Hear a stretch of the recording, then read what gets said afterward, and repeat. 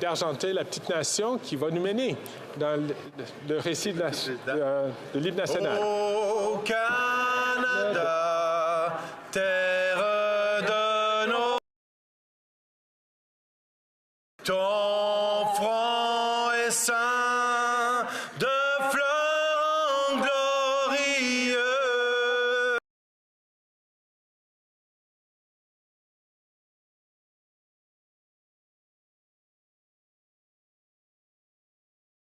Mon histoire est une épopée des plus brillants exploits. God keep our land.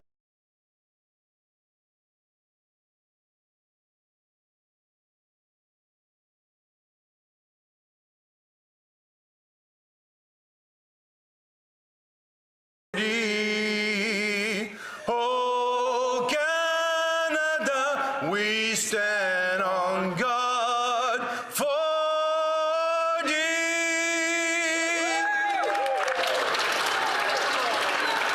Let the doors be open, que l'on ouvre les portes. Statements by members, déclaration des députés.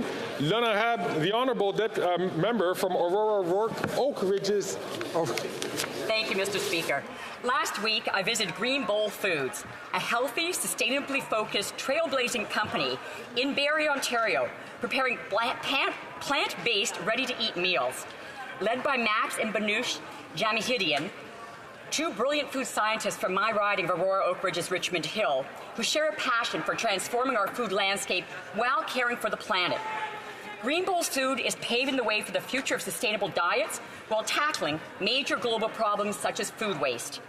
Their facility is equipped with state-of-the-art quality system, which was supported by a grant from our government, including revolutionizing thermal sterilization to enhance food preservation. Tapping into the plant-based protein sector is a major economic growth for Canada, with an estimated contribution of $25 billion to our GDP by 2035. We have the plant-based protein supercluster, which has done a great job out west. Congrats to Green Bowl, and I encourage everyone to look for their high-protein, high-fiber product online or in your stores. The honourable member from Edmonton Manning.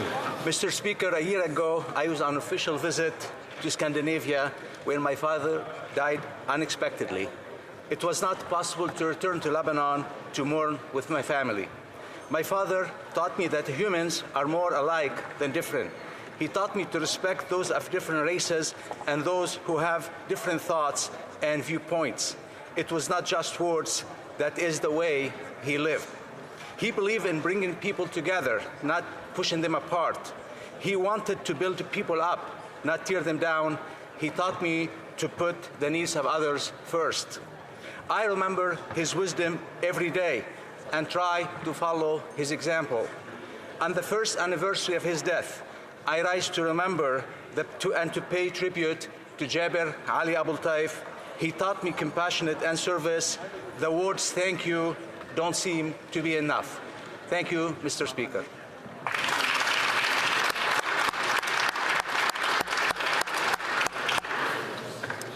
The honourable member from Kitchener-Conestoga.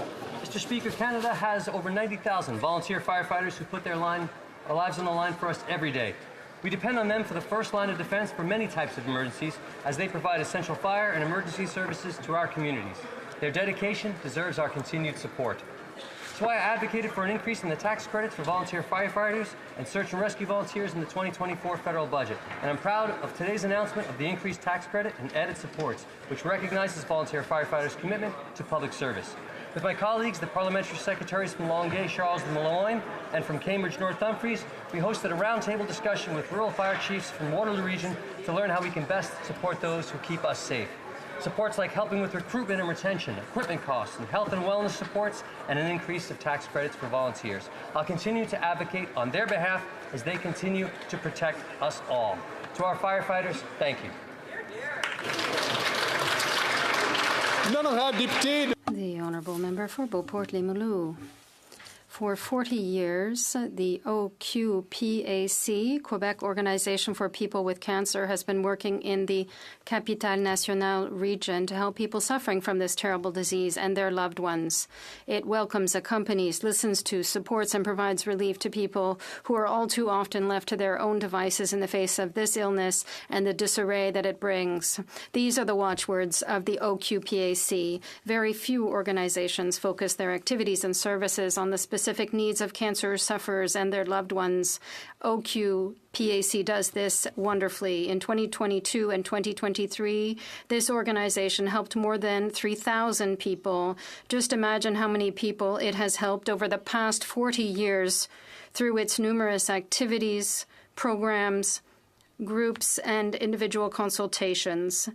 Bravo to the dedicated members of the board of directors, to the volunteers, and to the general manager, Mr. Francis Lemieux. Long live OQPAC. L'honorable député de London West. As we commemorate the 30th year since the genocide against the Tutsis in 1994, I reflect on the journey of reconciliation, which is a never-ending road. I can't help but notice that those who have reconciled and lived side by side did it because justice prevailed. So today, on behalf of my constituents and survivors who are still grappling with what happened in April of 1994, I ask for two things, Mr. Speaker. One, that we as Canada, being a home to many survivors and families of survivors, that we designate the FDLR as a terrorist organization as it continues to kill many Tutsis in the region. Number two, that we commit to bringing the genocide participants to justice. Romeo Dallaire recently pointed to the many that have made Canada their home and live free without consequences. Last week, I saw firsthand how transformative it is when perpetrators ask for forgiveness and victims are able to provide it. There's no healing for the many grieved hearts who relive the genocide over and over again every April. And there's no justice if we leave room for denialism, revisionism, and debates that perpetrate anti-Tutsi hate. Thank you, Mr. Speaker. The honourable member from Simcoe North. Today marks the 10th anniversary of the passing of the late Jim Flaherty, former Finance Minister of Canada. At the time, the news of his passing was a shock to many colleagues in this place. Sometimes a stark recognition of our own mortality is a reminder that puts our minor differences in perspective. His career was dedicated to public service. In fact, his favorite speech was entitled "Public Service is Good for You," challenging young people to enter careers of public service for its reward and fulfilling nature.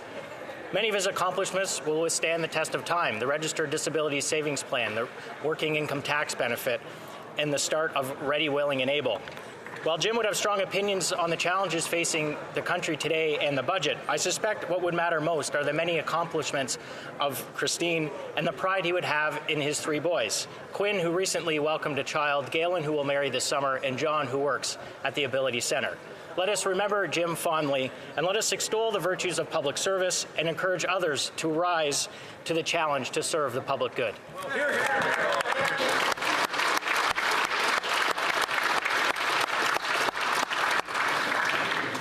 The honourable member from Beaches, East York. Mr. Speaker, Dr. Anne Innes Dagg, the woman who loved giraffes, was a pioneering zoologist, groundbreaking biologist, animal rights activist, feminist, and professor.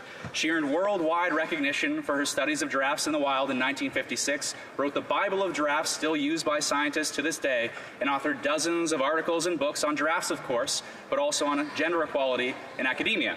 Anne was appointed to the Order of Canada by the Governor-General in 2019, and I don't have the time to list off her many well-earned awards and honors. But on a personal note, let me say that she was also very kind with her time. If you haven't seen Ali Reed's documentary about Anne, the woman who loves giraffes, you should. Anne took the time to join us and patiently answer questions at a screening of the film some 5 years ago. She left an impression on all of us that night, just as she now leaves a legacy for all of us in the Anne Innes Dagg Foundation, dedicated to promoting the harmonious coexistence of humans and wildlife, and built on Anne's belief that we should treat people, animals, and their surroundings with the same respect. The honourable member from Richmond Hill. Mr. Speaker, I'm pleased to announce April is Oral Health Month, featuring National Dental Hygienist Week from April 4th to 10th. This annual event is sponsored by Canadian Dental Hygienists Association and focuses on the importance of maintaining good oral health practices and helping Canadians understand the role of dental hygiene profession in preventing and addressing oral health issues.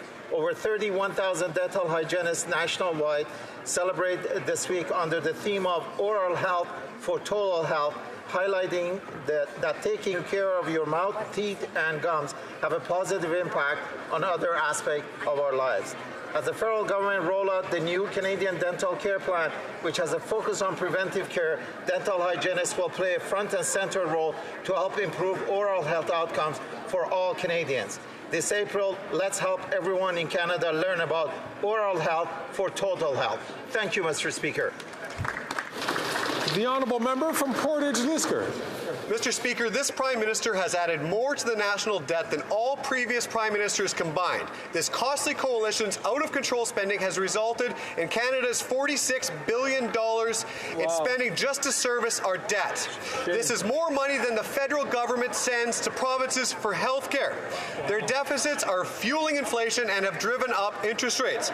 But it's not just Conservatives pointing this out, Mr. Speaker. Both the Bank of Canada and former Liberal Finance Minister John Manley told the Prime Minister that he was pressing on the inflationary gas pedal. And now a leading economist says interest rates cuts may be delayed because of high government spending. But Conservatives have a plan to fix the budget. In next week's budget, the Liberals need to cap the spending with a dollar-for-dollar rule to bring down interest rates and inflation. They must find $1 in savings for every new dollar in spending. It's just common sense. Because my 3-month-old daughter Maeve and her generation should not be shackled to pay the bill of the reckless spending of this costly coalition. The honourable member from Humber River Black Creek. Thank you, Mr. Speaker. I stand in the House today with a heavy heart as we mourn one of the worst earthquakes to strike Taiwan in the last 25 years, with at least 16 dead and more than 1,000 people injured. Many homes and businesses have been destroyed and communities shattered. In the face of this tragedy, we witness the remarkable resilience of the Taiwanese people. As we extend our thoughts and prayers to those affected, let us also recognize the unwavering determination of the Taiwanese people. It's important to acknowledge that Taiwan has been an ally to so many nations in their times of need. Their generosity and compassion have touched lives around the world. Now it is our turn to offer our unwavering support to the people of Taiwan. In this time of devastation, Canada extends our hand in friendship and assistance to Taiwan as they recover from this earthquake. Thank you, Mr. Speaker. The honourable member from Prince George, Peace River, Northern Rockies. Thank you, Mr. Speaker. After 8 years, Northern Canadians cannot afford this Prime Minister anymore. Housing starts are at historic lows according to a recent RBC report, and this trend is only going to get worse under these NDP Liberals. Nunavut is deep in this housing crisis with over 3,000 homes desperately needed and climbing, with little being done by this Prime Minister. The NDP Liberal Prime Minister has no plan to fix the housing crisis, according to his own Housing Department CEO. And making life far worse, the Liberal carbon tax is applied to farmers. A package of hot dogs in Nunavut is $19. 1 gallon of ice cream is $29. 1 kilogram of bacon is $42. Canadians are tired of being told that they're better off under this Prime Minister because it simply isn't true. When will this Prime Minister make life better in the North, axe the tax on farmers, and build the homes? The honourable member from Peterborough, Kawartha. After 8 years of this Liberal NDP Prime Minister, Canadians require 64% of their pre-taxed income to afford housing, if they can even find housing. Michelle from Kawartha Lakes found work in Toronto, but is couch surfing because she, like 9 in 10 Canadians in this country, believe they will never own a home. We are a G7 country, and it is over $1,900 for a one-bedroom apartment. Rent has doubled, mortgage defaults are on the rise, and housing starts are down. 10 cities across this country look like scenes from the Great Depression, and this Prime Minister has the audacity to say he's doing a great great job. He's a failure. His solution? Increase the carbon tax by 23%, which will drive up housing prices even more. Canadians know better, and so do Conservatives. We will incentivize municipalities to build houses people can afford, and we will axe the tax to make the materials needed to build houses affordable. We will bring it home. The honourable member from Don Valley West. Thank you, Mr. Speaker. Today I congratulate the community at Bessborough Drive Elementary and Middle School on its 100th anniversary.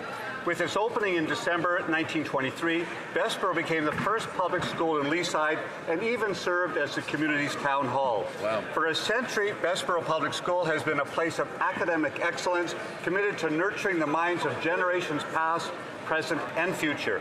Through my regular conversations with students, parents, and faculty, it's abundantly clear that Bessborough is more than an institution. It holds a special place in the hearts of many, with a legacy of familial ties spanning generations, from grandparents and parents to today's students, all proudly waving the Bessborough flag.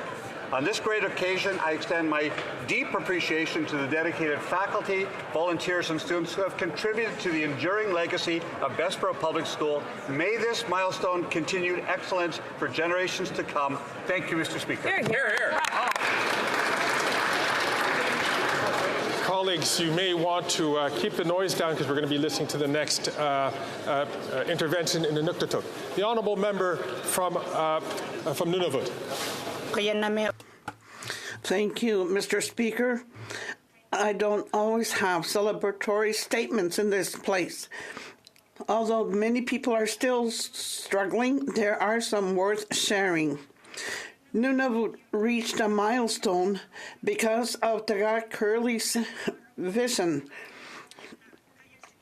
And that because Tagak Curley's vision became a reality.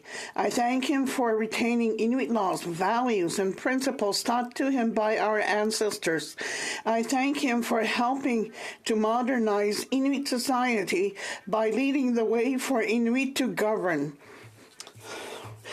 Through his vision, community negotiators worked with elders and community members what terms to include in what would later become the Nunavut Land Claim Agreement. I thank the community negotiators.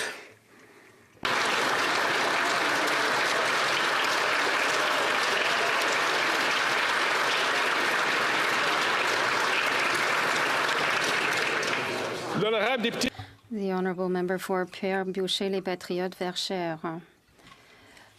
To promote the French language in Quebec, we need to share it with all new Quebecers. But of course, our national language can't be learned overnight. And that's why I'd like to salute the initiative by Provigo and Boucherville that warmed the hearts of all Quebecers. The grocery store provides all its new employees with a button that reads, J'apprends le français. Merci de parler lentement, which means I'm learning French. Thank you for speaking slowly. What an extraordinary way to encourage employees while they learn. What an extraordinary way to encourage customers to take part in this learning process through cooperation, patience, and kindness. On behalf of the Bloc Québécois, I'd like to thank the owner of Provigo, Mona Turbide, and the person in charge of the French language training, Martine Colombe. I'd also like to congratulate all the French education workers for their perseverance, and I hope that this initiative will snowball throughout Quebec. Thank you. The honourable member from Barrie Innisfil. Canadian families and businesses are paying the price with an NDP Liberal government that's addicted to debt and deficits. Record high deficits and carbon taxes driving up inflation are increasing the costs on everything, including the necessities of life. Interest rate increases fueled by NDP Liberal spending and increased debt is punishing Canadian families and businesses, and we're just now starting to see the full impact increases in mortgage rates are having on mortgage renewals, and it's a crisis. No Prime Minister Minister has added more to the national debt than this one, and through it all, he's been aided and abetted by his NDP coalition partners. Anyone who has any sense at all knows you don't put more fuel on an already out-of-control debt and deficit fire. It's time for a return to fiscal common sense in this country that sees a government cap spending to bring down interest rates and inflation with a dollar-for-dollar rule that finds $1 in savings for every new dollar spent. Common sense Conservatives will not support the budget unless it acts as the tax, builds homes, not photo ops, and caps spending. Here, here. The honourable member from Winnipeg North. Thank you, Mr. Speaker. April is Sikh Heritage Month, and no matter where it is you go in Canada, you'll find an intense amount of pride in Sikh heritage, Mr. Speaker. The many contributions in every aspect of our society. It's a great pleasure for me to be able to stand in my place and recognize the month as a significant time for us to appreciate, love, and better understand Sikhism and how it contributes to the very fabric of Canadian society, Mr. Speaker. I would encourage members to visit Gurdwara, talk to members of our Punjabi heritage community, get a better understanding of how Sikhism affects our Canadian heritage. It's something all of us should embrace, no matter what our faith is, Mr. Speaker. So let's encourage our constituents to get that better understanding of Sikhism. Thank you, Mr. Speaker. Questions orales, oral questions. L'honorable chef de l'opposition.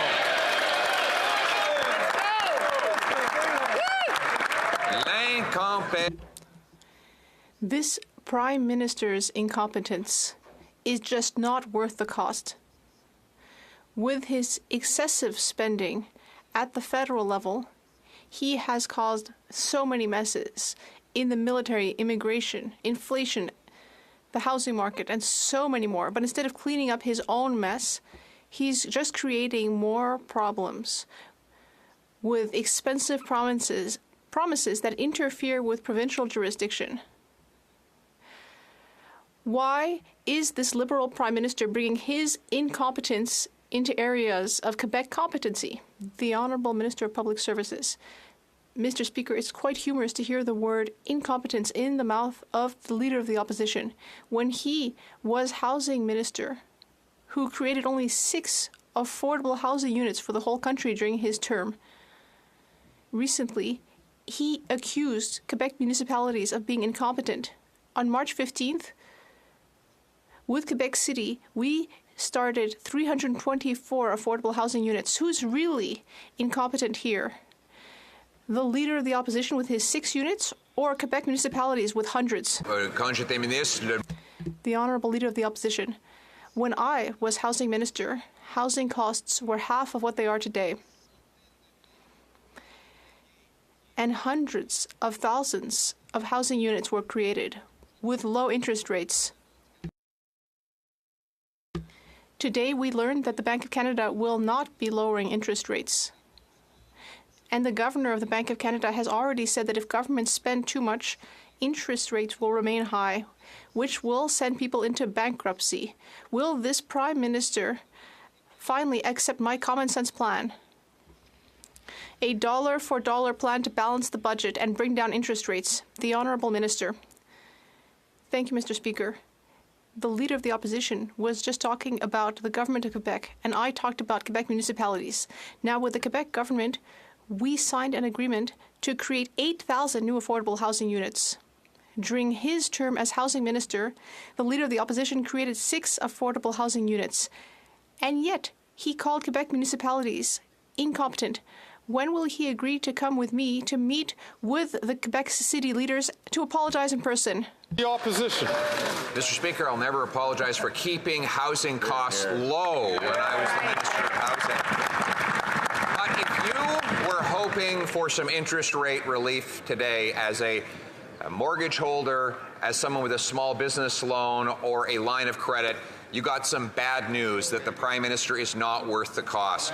Rates are staying high long because, as the Governor of the Bank of Canada said, if government spending grows, then interest rates will have to stay high to combat the resulting inflation. Why won't the Prime Minister accept my common sense plan to fix the budget with a dollar-for-dollar law to bring down rates? The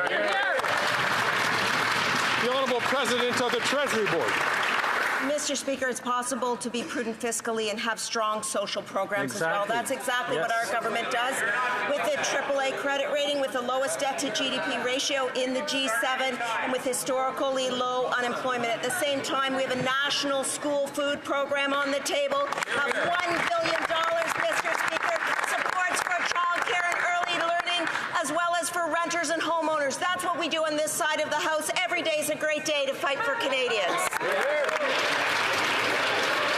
The Honourable Leader of the Opposition. Every day is not a great day when you're living in a tent city, or when you've had your mortgage double, or when you are with the families 1 in 4 children who can't get enough food, and they put forward a food program that doesn't have any food. Right. Instead, what they've done is doubled the national debt and driven up interest rates. Today we learned that the Bank of Canada is unable to bring rates down because the Prime Minister continues to make massive multi-billion-dollar inflationary spending. Why won't he follow my common sense plan to bring down the deficit and the rates?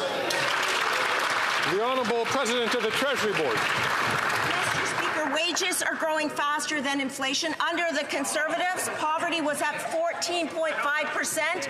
When we replaced the Conservatives, we brought it down to 7.4%. Mr. Speaker, we will continue to invest in Canadians with the supports for affordable housing, for renters, for early learning and childcare, and because of our work, we will make life fairer for Canadians, unlike the Conservative leader who is here for himself. Thank you. The Honourable Leader of the Opposition. Mr. Speaker, we're finding out today from the Bank of Canada that the Prime Minister is not worth the cost. In September, the bank governor said that if government spending were to grow, then interest rates would have to stay high. That was echoed by the former bank governor and incoming Liberal leader, Mark Carney, who indicated that he does not expect rates to fall quickly, and that is partly because of a lack of fiscal discipline. So if he won't listen to me, why won't he listen to his successor and understand that he's not worth the cost of high interest rates? The Honourable Minister for Innovation.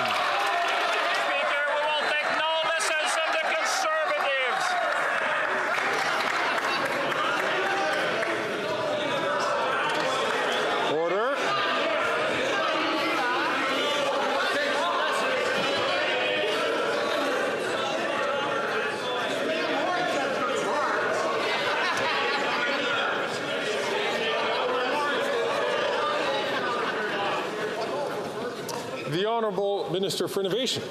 Mr. Speaker, I hope the Conservative will listen this time because Canadians are watching at home. Mr. Speaker, we will take no lessons from the Conservative. On this side of the House, we have a plan to build more houses. We have a plan to build more prosperity in this country. We have a plan to create more jobs, Mr. Speaker. On the other side, they have slogan, Mr. Speaker. Canadians are smart. They understand that slogans don't build homes. They understand that slogans don't create jobs. They understand that slogans don't create prosperity. Mr. Speaker, every day is a good day to fight for Canadians. That's what we're going to do.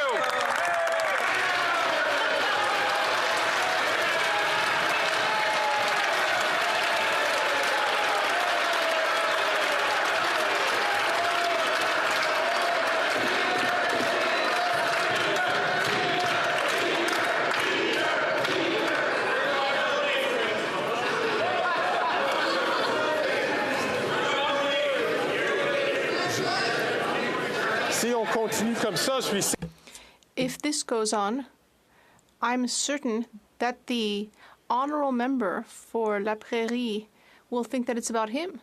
The honourable member for La Prairie.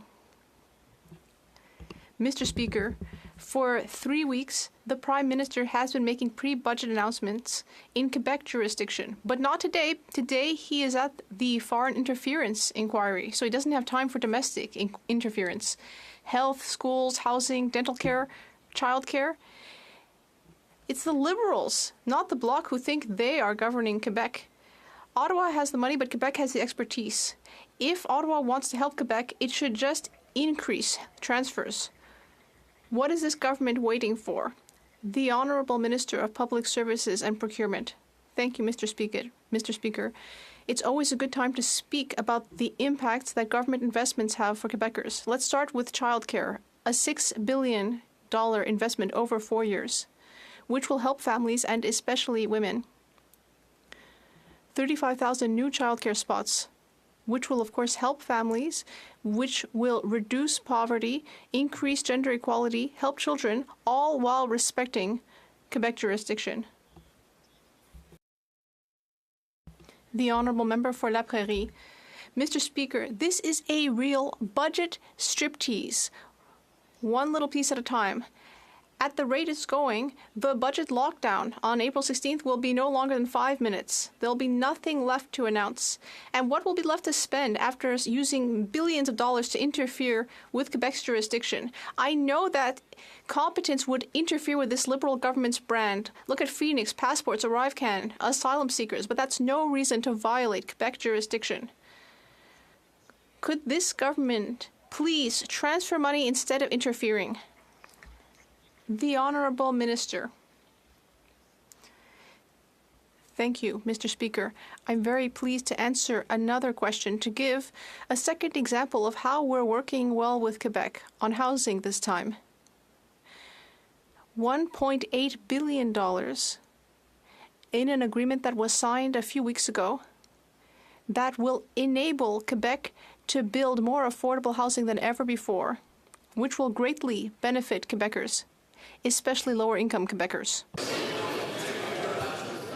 The Honourable Member from Burnaby South.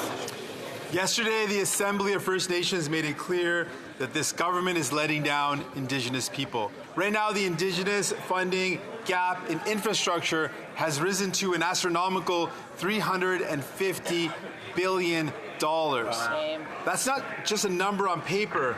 That means Indigenous people are living in moldy homes. That means Indigenous people don't have access to clean drinking water. Why did this Liberal government turn their back on Indigenous people? The Honourable Minister. Mr. Speaker, for decades and decades, Canada has underinvested in Indigenous communities, and this government is putting a stop to that. We've increased funding for housing on First Nations by 1,100%, Mr. Speaker, and while we know there is a long way to go, I want to thank the AFN for co-writing this report with us. It's very important to understand the size of the gap so that we can work even more quickly to close it together. It's not just Indigenous people that this government is letting down, it's also Canadians living with disabilities. Right now, Canadians living with disabilities are disproportionately living in poverty. And according to Angus Reid, 90% of Canadians support a Canadian disability benefit. But this Liberal government continues to delay the implementation of this benefit, and the Conservatives voted against it. So why is this government continuing to delay? Enough is enough. When will people get their checks? When will people actually get the benefit? Hear, hear. The Honourable Minister for Diversity, Inclusion and People with Disabilities. Thank you, Mr. Speaker. Mr. Speaker, the Honourable Member knows extremely well that Canada Disability Benefit is another concrete step to reduce poverty and to support Canadians who need it the most, Mr. Speaker. This is our top priority. We're on track to deliver the benefit, Mr. Speaker. In the spirit of nothing without us, I want to take an opportunity to thank the disability community for their relentless advocacy and for the work that they have been doing, Mr. Speaker. We will get it right, and we will get it out for Canadians living with disabilities. Thank you, Mr. Speaker. The Honourable Member from Deferred, Caledon. Tina from Orangeville just sent me a photo from the Orangeville Food Bank. There's no juice, there's no cereal, and there's almost no diapers. This is because the people who used to donate food are now lined up for food. This is actually Canada after 8 years of this corrupt, incompetent NDP Liberal government. That's right. Will the Prime Minister finally show he has even a modicum of compassion for Canadians, pass Conservative Bill C-234 that will take all carbon taxes off all farmers so Canadians can once again afford food? Common sense.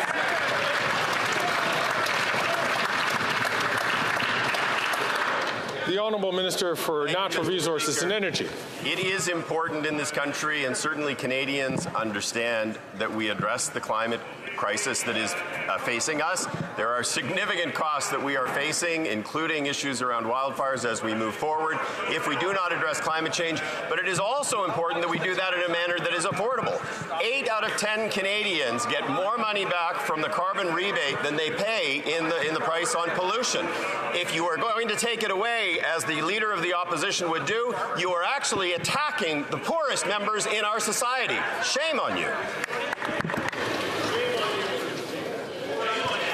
I'm going to ask all members, please, to not take the floor until the person who has the microphone has the opportunity to speak to all members, so we can hear the questions clearly and we can also hear the answers clearly.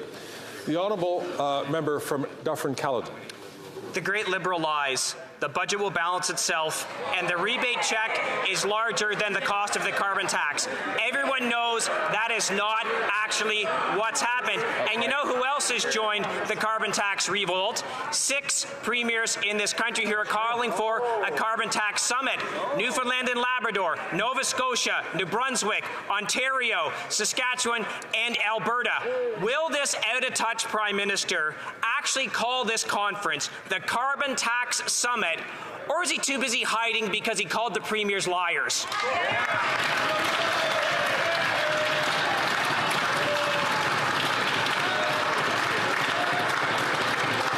So, colleagues, I'd like to remind all colleagues on all sides of the House that we must be very careful about using the word lies. Although it wasn't directed at an individual, it is really important that we not use language, as you know, that it can be disturbing and can disturb the affairs of the House. The Honourable Minister. Thank you, Mr. Speaker. Look, on this side of the House, we actually believe in facts and we believe in science. The Honourable Member makes statements that actually have zero basis in fact. 200 economists in this country signed a letter 2 weeks ago saying that 8 out of 10 Canadians get more money back. The Parliamentary Budget Officer says that 8 out of 10 Canadians get money back. They can make up all of the things that they want to, but the facts are on our side. It is an issue that addresses affordability for Canadians, particularly those on modest incomes. It is a plan to address climate change. Those reckless, irresponsible Conservatives on the other side of the House should be ashamed.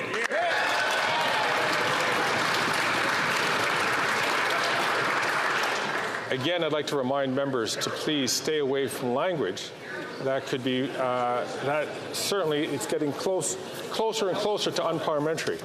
The Honourable Member from Chilliwack Hope.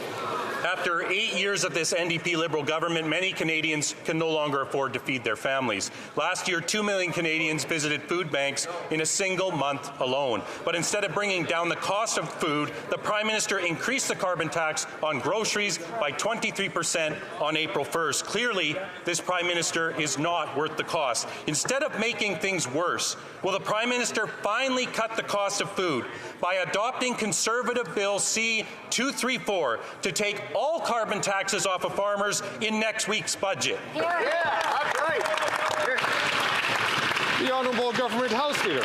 It's important that we talk in this House about all of the supports that we're providing to farmers and the agricultural community in the context of our fight against climate change, Mr. Speaker. But I would also point out that after having Conservative senators threaten female senators on amendments on this bill, this is a Conservative private member's bill that they can prioritize at any moment and bring to a vote in this House. It's up to them. C-234's fate is decided on the Conservative side of the House, Mr. Speaker. The Honourable Member from Chilliwack Hope. Mr. Speaker, this Liberal government is completely out of touch with ordinary Canadians who can't feed their families with phony Liberal photo ops. Canadians are already lining up at the food banks in record numbers, and increasing the carbon tax on farmers and food is only making things worse. 70% of Canadians want this government to axe the tax, and half a dozen premiers are demanding an emergency meeting on the carbon tax crisis. So will the Prime Minister stop hiding and hold a carbon tax conference with the premiers and listen to their plans to axe the tax? That's right. The Honourable Minister for Natural Resources and Energy. Thank you, Mr. Speaker. Again, I would implore the Conservatives in opposition to actually use facts when they actually make statements. 200 economists in this country have validated the fact that the carbon price is the most efficient way to reduce emissions and is done in a manner that is affordable. When Premier Moe actually came before the committee a couple of weeks ago, journalists actually called the statements that he was making, which are the same as what this fellow is making, a parade of nonsense and completely dishonest. I totally agree. L'honorable député de Charlebourg, Haute-Saint-Charles. The honourable member for Charlebourg, Haute-Saint-Charles. Mr. Speaker, after 8 years of this Liberal Prime Minister, rents have doubled, and our youth can no longer dream of buying a first home. Record lines at food banks. Everything this Prime Minister touches just withers. He's breaking everything in Ottawa, and now he wants to bring his incompetence to Quebec with these centralizing pre-budget announcements. Will the Prime Minister finally understand that this is just making things worse for Quebecers? The Honourable Minister of Housing, Infrastructure and Communities. Mr. Speaker, on the contrary, we are investing to build housing in Quebec. For example, the Accelerated Housing Fund in Quebec has enabled us to sign an agreement with the province, $1.8 billion, to build 8,000 affordable housing units throughout the province. The Conservatives are against that investment. It's incredible.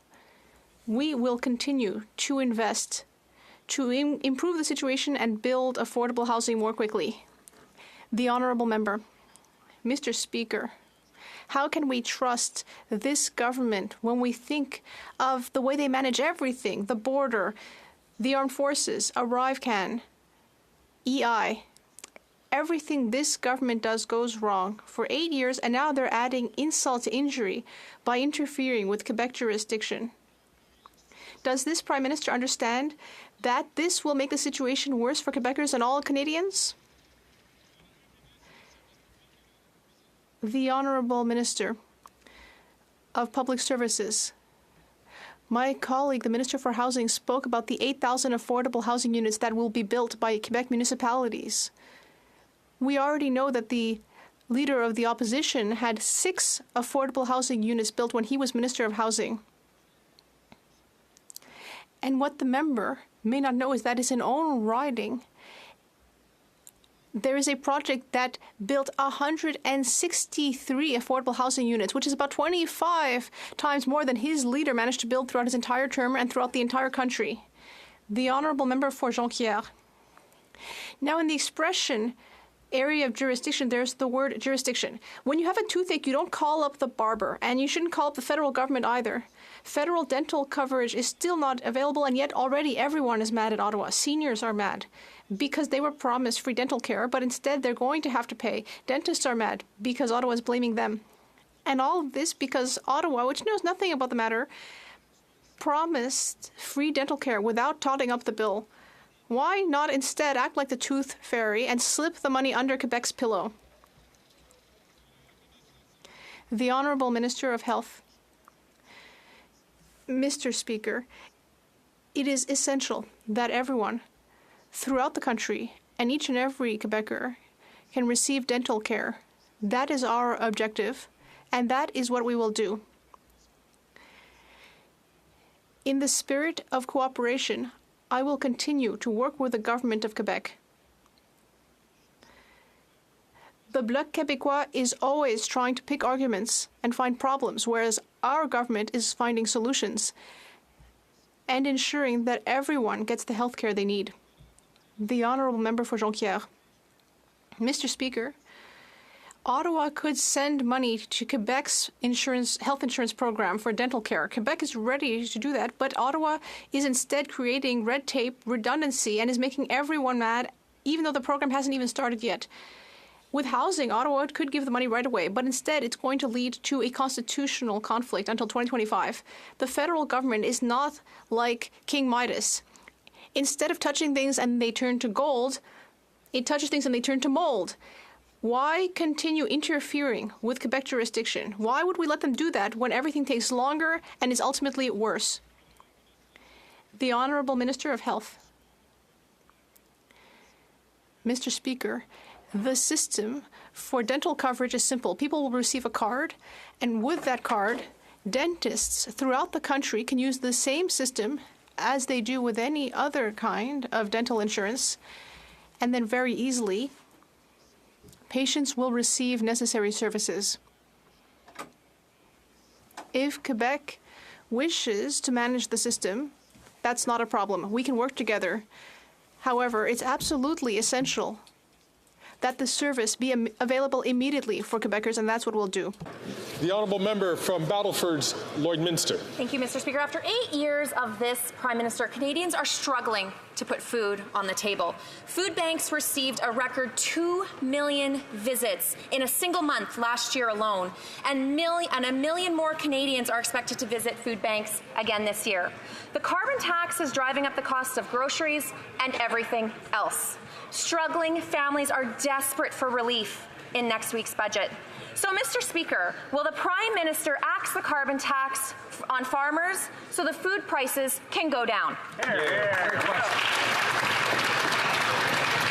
The Honourable Minister for Natural Resources and Energy. Thank you, Mr. Speaker. Once again, the honourable member is saying things that are devoid of facts, and in fact, what she is proposing will actually take money away from folks who live on modest incomes.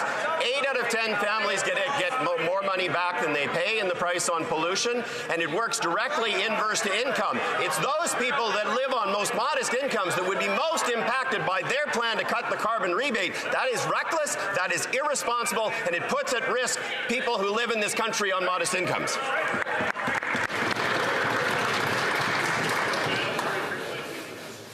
The chair did not hear the comments by the minister. Unfortunately, I wasn't paying attention, but there is so important for members to not use language which can be disturbing to the affairs of the House. The honourable member from Battleford's Lloydminster. Actually, Mr. Speaker, Canadians are painfully aware that this Prime Minister and his NDP Liberal government are not worth the cost. Last week's carbon tax hike is driving up the cost of gas, groceries, and home heating. Families are struggling, like I said, to put food on the table, and they cannot afford higher costs.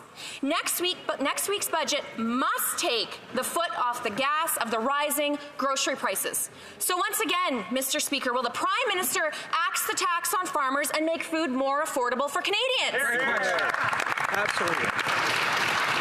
The Honourable Minister for Natural Resources and Energy.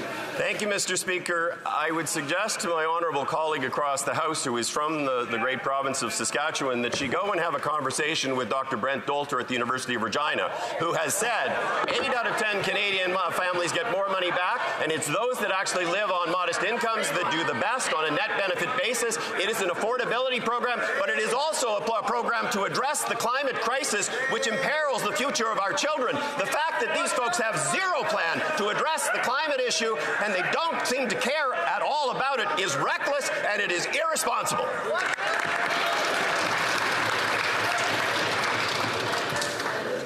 I'm certain all members would like to listen to the honourable member from Northumberland Peterborough South ask his question and to receive a question, an answer in response. The honourable member. Thank you. Mr. Speaker, this Prime Minister has a superpower. It's the ability to spend other people's money. But I'd like to remind him that it's not his money he's spending. It's the hard-earned dollars of Canadians. It's clear he has no respect for Canadians or their hard-earned dollars. Mr. Speaker, he's just not worth the cost. Will his government commit to a pay-as-you-go rule in the upcoming budget to help fix the financial disaster they caused? The Honourable President of the Treasury Board. Mr. Speaker, an accurate representation of the facts would be the following.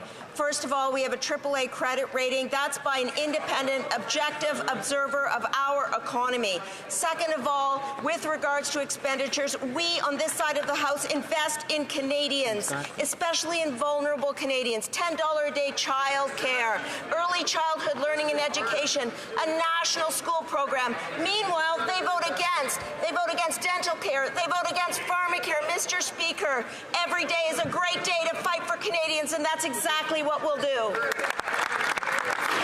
The honourable member from Northumberland, Peterborough South. Thank you, Mr. Speaker. While the Liberals deflect, deny, and gaslight, common sense Conservatives will remain laser focused on the affordability crisis. Bill C-234 is back before this House, and the Liberals have a chance to help Canadians by reducing food costs, by reducing the burden on farmers, which will ultimately make everything more affordable. Will they finally give farmers a break? Will they finally give Canadians a break by reducing and eliminating the carbon tax on farmers? The Honourable Government House Leader. Bill C-234 is a Conservative private member's bill that party can elect to bring to this House for a vote at any time. I would invite the honourable member to talk to his House leadership, and we'll get on with the vote for C-234. L'honorable député de Rose. The honourable member for Rosemont-la-Petite-Patrie. Mr. Speaker, rent is expensive, groceries are expensive, everything is expensive. Quebecers are suffering, while the CEOs of big grocery stores are gilding their pockets on their backs. Instead of making this lot pay their fair share, the Liberals are giving them a $60 billion gift. Thank you who? Thank you to the Conservatives who gave this money, our money, when they were in power. Money that could be invested in social and affordable housing, in health, or in the fight against the climate crisis. But no, the Liberals prefer to give it to rich CEOs. Why do the Liberals continue to gild the pockets of big business?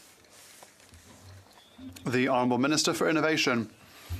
Mr. Speaker, I'd like to thank my colleague for his question. Mr. Speaker, my colleague will admit that we do invest for the most vulnerable Canadians throughout the country. We also invest in childcare, we invest in housing, and my colleague knows full well that the best way to stabilise grocery prices is to have more competitivity in our country. And that is exactly what we have done with the biggest competitivity reform in history. Everyone here knows that we want to help Canadians, and that is what we are doing and what we'll continue to do. The honourable member from Winnipeg Centre. Thank you, Mr. Speaker. The Liberals' childcare plan forgets childcare workers, 96% whom are women, many facing a burnout crisis. And the recent Liberal announcement falls short of what experts are calling for. Childhood educators need better wages and working conditions to improve retention and recruitment. Meanwhile, the Conservatives are pushing privatized childcare that would even hurt workers even more. When will the minister stop with the disrespect and deliver a workforce strategy that allows workers to live in dignity? The Honourable Minister for Families, Children and Social Development. Thank you, Mr. Speaker, and I thank my colleague for the question and her continued advocacy on behalf of early learning childcare workers. Our government continues to work with the provinces and territories, as evidenced most recently with our budget announcement, which includes loan forgiveness for early childhood educators who choose to work in rural and remote communities where we see the need for more educators and more childcare spaces. We'll continue to work on the workforce strategies with the provinces and territories to support this workforce. The honourable member from St. John's East. Mr. Speaker, tourism is one of the most important pillars of Atlantic Canada's economy. In my riding of St. John's East, the Bell Island Heritage Society #2 Mine Tour and Community Museum is a hidden gem. Recognized as a world-class destination, they are helping attract tourists to experience for themselves what our community has to offer. This, in turn, supports our local economy. Can the Minister for CORT tell us what efforts are being made to help our booming tourism sector grow even more, specifically in Atlantic Canada? The Honourable Minister. Thank you, Mr. Speaker. Big things are happening on the East Coast. In February, I was with the Minister of Tourism to announce the signing of the Atlantic Canada Agreement on Tourism. This $30 million agreement gives a major boost to more than 7,500 tourism businesses throughout Atlantic Canada. This support creates year-round opportunities, fuels innovative marketing, grows our Indigenous product, and brings more visitors to our beautiful corner of the world. With their breathtaking landscapes, delectable cuisine, and renowned hospitality, our region has so much to offer, and we're pulling out all the stops. You put Atlantic Canada on your bucket list this year. The honourable member for Louis Saint Laurent. Mr. Speaker, after 8 years, this Prime Minister is simply not worth the cost. $500 billion later, and without controlling spending, this is the result. The cost of rent has doubled. 1 child in 4 in Canada does not have enough to eat, and 2 million Canadians have to go to food banks. That is the Liberal record after 8 years of this Prime Minister's mismanagement. And because the Prime Minister has invaded provincial jurisdictions, Quebecers' lives have become worse. The same for Canadians' lives. Will the Prime Minister withdraw from provincial jurisdictions and stop making life worse for Quebecers and Canadians? The Honourable Minister for Public Services and Procurement. Thank you, Mr. Speaker. My colleague is right to speak about the cost of living. The cost of living is important for middle-class families and lower-class families. What is interesting is that they are against childcare benefits that reduce child poverty by 50% every month. They're against dental care for children and now for seniors. They are against investments in childcare services that in Quebec have shown us how important it is for gender equality, and now they seem to be against investments in housing, despite the fact that the Conservative leader didn't do much for housing when he was a housing minister. The Honourable Member for Louis Saint-Laurent. Thank you, Mr. Speaker. I'd like to mention to the Minister that most things that he mentioned we voted for. However, what makes us angry and what makes Canadians angry is that this government has absolutely no efficiency when it comes to taking care of its own business. Passports, the armed forces, the border, immigration, the cost of living, and the cost of living. The list is long, Mr. Speaker. That is government in action. And what's this government doing right now? It's butting into provincial jurisdictions. It's not their business. So they can't even handle their own business, but they try to get into provincial businesses. When will the government finally step up and respect its own jurisdictions rather than butting into provincial jurisdictions? The Honourable Minister for Public Services and Procurement. Thank you, Mr. Speaker. First of all, I would like to remind my honourable colleague that in his riding there are about 12,000 families who every month, on the 20th of every month, get the Canada Childcare Benefit. That's about $500 every month, non-taxable for these families, which reduces poverty by 50% in his riding. Unfortunately, one of the first things that the Conservatives did in 2016 was to vote against this childcare benefit that is beneficial to millions of families and children in his riding and in Canada. The Honourable Member for Mégantic-L'Érable. Thank you, Mr. Speaker. After 8 years, this Prime Minister is simply not worth the cost of his own incompetence. His inflationary policies have increased the cost of everything. Rent has doubled. Inflation has reached record levels. Violent crimes make our streets less and less safe. Quebecers have less and less purchasing power after having almost shattered in Ottawa. Now, the Prime Minister has passed the last 2 weeks announcing that he now wants to shatter various provinces, including Quebec. Can the Prime Minister simply just mind his own business for once? The Honourable Minister for Innovation. Mr. Speaker, what we hear is the party of inaction speak to us. If we were to listen to the Conservatives, Mr. Speaker, to do nothing is to solve all the problems. No, Mr. Speaker, the people watching us at home know that we have to invest in housing, that we have to invest in childcare, that we have to invest in a green future. And if you want to talk about success, let us just look at the biggest private investment in Quebec in history. We managed to attract the biggest investment in Quebec in history. We believe that to invest is to succeed, not only today, but in the future as well. The Honourable Member for Mégantic-L'Érable. Like the Minister has often said, people at home knows that after 8 years, the Prime Minister is the only one responsible for his own incompetence, his own field of incompetence. It's not for nothing that Quebec doesn't want him to have him around anymore. He wanted to interfere in housing, and Quebecers have seen the price of their rent double. He wanted to interfere in the lives of the middle class, and he's shattered young people's dream of becoming homeowners one day. And now workers, middle-class workers, have to turn to food banks.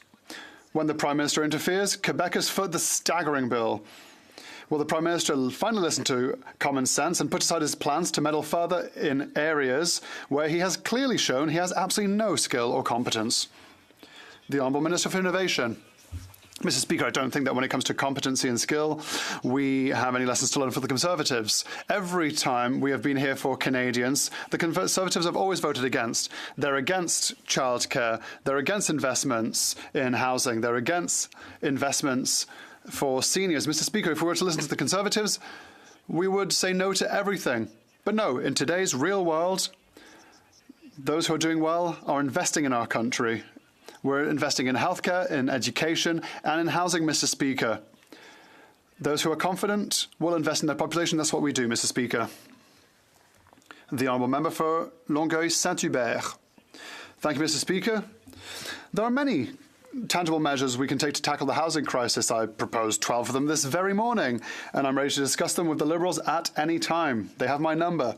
Because their only measure right now is to impose ill-conceived conditions upon the provinces, otherwise Ottawa will cut off the funds.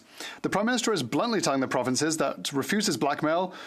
You want us to respect your areas of jurisdiction? Then do without federal money. Mr. Speaker, it's our money. In short, no concrete measures, just threats to the provinces and municipalities. So is this the Liberals' plan? It sounds like a Conservative plan. The Honourable Minister for Development. Mr. Speaker, I'm happy to hear the question from my colleague because I read the report that he's mentioned and he worked upon that report. In the report, he put forth a number of stakeholders, and these stakeholders have spoken positively of housing rights interveners that have commended the fact that we want to build more houses. Here, we're not going to just write reports, we're going to build houses. The Honourable Member for Longueuil-Saint-Hubert.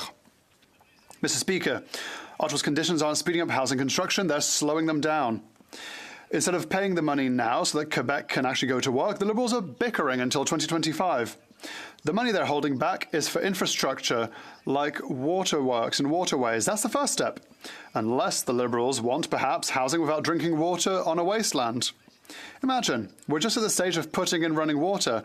We're not even talking about building buildings yet. And already the federal government is hampering everything, slowing everyone down. So why not just pay the money now and tackle the housing crisis right now?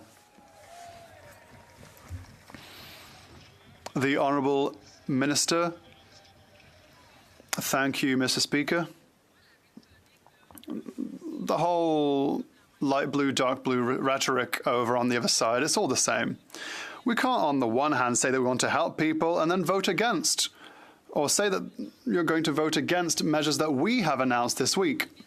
The one that he has just mentioned is in last week's announcements. We have announced a fund to help house builders, a fund to defend renter rights. We've announced a fund to make sure that we will have an industrial catalogue to build more rapidly. Mr. Speaker, on this side of the House, we're not just writing reports, we're building houses. The Honourable Member for Bellechasse-les-Échemins-Lévis. Mr. Speaker, under the Liberals, 1 child in 4 goes hungry after 8 years. The cost of housing has doubled. People are sleeping in tents, and the use of food banks has now become the norm. The Prime Minister is failing in his own responsibilities, and his inflationary spending is creating chaos. And he has the sheer nerve to lecture the provinces by invading their areas of jurisdiction with his incompetency. Will the Prime Minister listen to the Premier of Quebec, who is urging him to withdraw from our area of jurisdiction and simply mind his own business for once? The Honourable Minister for Public Services and Procurement. Yes, Mr. Speaker, we're happy to do so with the collaboration of the municipalities of Quebec, including Lévis and the government of Quebec. 8,000 affordable housing units over the next few months. That is the highest level of affordable housing units built by a government for Quebec since the beginning of Quebec's inception. That is why we're working hand in hand with the government of Quebec. They're talking about fields of jurisdiction and competencies, but the least competent is the leader of the Conservatives, who, in his time, built 6 entire housing units. Member from St. Albert, Edmonton. Excuse me. St. Albert, Edmonton. Yes. Thank you. Mr. Speaker, yesterday at the public inquiry, it was confirmed that CSIS briefed top Liberal officials that Beijing interfered in the nomination on behalf of the member for Don Valley North. Today, the Globe and Mail is reporting that a top Liberal broke the law by leaking classified information that resulted in the member for Don Valley North being tipped off that he was being monitored by CSIS. So who broke the law? What is the name of that top Liberal? The Honourable Parliamentary Secretary to the Minister of Public Safety. Speaker, thank you. I thank the member for the question. In regards to the fact that, unfortunately, foreign interference is a problem that some foreign state actors have taken to try to undermine our democracy. But, Mr. Speaker, it's not new, and that's precisely why we have taken this matter so seriously. It's precisely why we have initiated a number of steps to strengthen our democracy. And, Mr. Speaker, we've all agreed to the inquiry, and we want to allow that work to continue so Canadians have a full picture of the issues around foreign interference. The Honourable Member from St. Albert, Edmonton. Mr. Speaker, that non-answer is completely unacceptable. Enough of the cover-up. Only a handful of Liberal officials were briefed by CSIS. We now know that a top Liberal broke the law, undermined the work of CSIS, and put the partisan interests of the Liberal Party ahead of national security. So, when did the Prime Minister first learn of this criminal leak, and did he refer it to the RCMP? True. The Honourable Parliamentary Secretary to the Minister of Public Safety. Mr. Speaker, all parties in this House agreed to the terms of reference for Justice Hogue's inquiry. Mr. Speaker, it's important for Canadians and all members of this House that foreign interference is not partisan. It's important that we allow Justice Hogue to continue in this work so that Canadians can have a full picture surrounding any attempts of foreign interference in this country. Mr. Speaker, an interim report will be delivered in May, and I look forward to the recommendations on how we can strengthen our democracy. The Honourable Member from Yukon. Speaker, our government signed bilateral agreements with all 13 provinces and territories this past March. A few weeks ago, in my writing, 3 agreements were announced with the territorial governments to invest a total amount of nearly $86 million to improve health care, access and services for the Yukon. Can you elaborate on what this health investment means for those living in the Yukon and for all Canadians, to the Minister of Health? Thank you. I'm certain that the Honourable Member from Yukon wasn't asking the Speaker to elaborate, but indeed the Minister of Health to elaborate. The Honourable Minister of Health. Mr. Speaker, would also be very enthusiastic about the bilateral agreements that have been signed across this country. And I want to thank the member for Yukon, not only for his extraordinary work as a member of Parliament, but as a physician and a chief medical officer, the work that he's done to promote public health and better health for Canadians across the country really has to be commended. And I was so proud to be with him in the Yukon to make an announcement that's going to see more doctors, more nurses, reduce backlog, improve access to care, make sure that we allow our seniors to age at home. It's part of a $200 billion plan to take action across the country. The Honourable Member from Leeds, Grenville, Thousand Islands and Rideau Lakes. After 8 years of this NDP Liberal Prime Minister, we know that he's not worth the cost or the corruption, and we've seen that with the $60 million that he spent on his failed Arrive scam. Last year alone, he spent $21 billion on outside consultants, and his favorite hand-picked consultants, GC Strategies, are being hauled before the bar of this House to answer questions under threat of imprisonment for lying to parliamentarians in the inquiries about this Liberal scandal. It's a historic tool for historic levels of corruption. So in the budget next week, will the Prime Minister cut the corruption in his government? The Honourable Parliamentary Secretary to the Minister of Public Safety. Mr. Speaker, as we have said time and time again, when it comes to the procurement process, Canadians and all parliamentarians expect the process to be followed, expect laws to be followed, and Mr. Speaker, this is precisely why we have supported the work of the committee. CBSA has already initiated a number of measures to improve the procurement process. Mr. Speaker, we will continue to make those improvements so Canadians have trust in our procurement systems. The Honourable Member from Leeds, Grenville, Thousand Islands and Rideau Lakes. the procurement system that they're presiding over is so broken that millions of dollars are being paid to firms who add no value and do no work to contracts. Just last year, $21 billion on outside contracts, and this NDP Liberal government isn't worth the cost or the corruption of their $60 million Arrive scam that saw GC Strategies paid $20 million but did no work and added no value. For their failed Arrive scam, Canadians got lies, fraud, and forgery. Will they cut the corruption in their budget next Wednesday?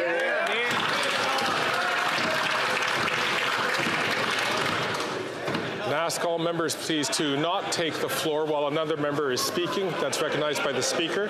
In particular, I might ask the member from, I believe it is from Timmins James Bay, to please make sure that his comments are only done when he has the microphone or when he has the floor. The Honourable Parliamentary Secretary to the Minister of Public Safety. Thank you, Mr. Speaker. It's ironic coming from Conservatives that these very same companies that were also awarded contracts under Conservative leadership for millions of dollars, that Conservatives did nothing to fix the procurement process. But, Mr. Speaker, rest assured, Canadians can know that our government takes this exceptionally seriously. It's precisely why we've already implemented changes, something that Conservatives ignored for years. We are not going to do that. We are going to build trust in the procurement system, something Conservatives have failed. The Honourable Member from Sherwood Park, Fort Saskatchewan. Mr. Speaker, this House will make history when one of the favourite contractors of this NDP Liberal government is hauled before the bar. The Parliamentary Secretary just said that GC Strategies got contracts from Conservatives. Actually, Speaker, you know when GC Strategies was founded?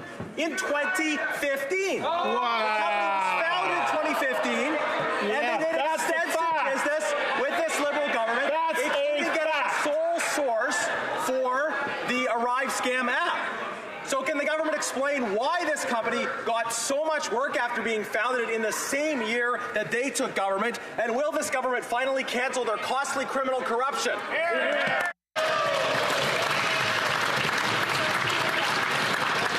The Honourable Government House Leader. The member across knows not to use such language, and he knows that there's no evidence for the kind of language that he's using that supports that. The government, as well as opposition parties, all voted to bring this gentleman before the bar of the House of Commons, expecting answers. Parliamentarians are entitled to answers. We voted to get the answers just like they did, Mr. Speaker. Thank you. Pretty straight. The Honourable Member from Winnipeg South Centre. Mr. Speaker, our government has been unwavering in its support for our ally Ukraine. With the values of all democracies threatened by Russia's illegal invasion, we have been there every step of the way, doing our part to ensure Ukrainian victory. My riding of Winnipeg South Centre is home to thousands of Canadians of Ukrainian descent, and in recent months we have welcomed thousands more fleeing the war back home. Earlier this year, this House passed the Canada-Ukraine Free Trade Agreement. Unfortunately, Conservative opposition prevented this Parliament from signalling unanimous support. There is good news, however, Mr. Speaker. Can the Minister of International Trade inform this House of important developments related to this critical and...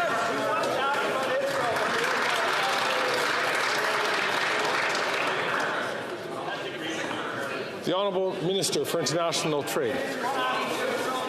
I want to inform Canadians and this House that in Ukraine and Ukraine Parliament have passed the Canada-Ukraine Free Trade Agreement. Despite Conservative opposition, despite their opposition, Ukraine's Parliament unanimously passed this agreement and have called this agreement one of the most modern, high-standard agreements in the world. I'm looking forward to putting this Canada-Ukraine Free Trade Agreement in use because I'm going to take a business delegation to Ukraine so we can work on their rebuilding. Thank you, Mr. Speaker. Well done.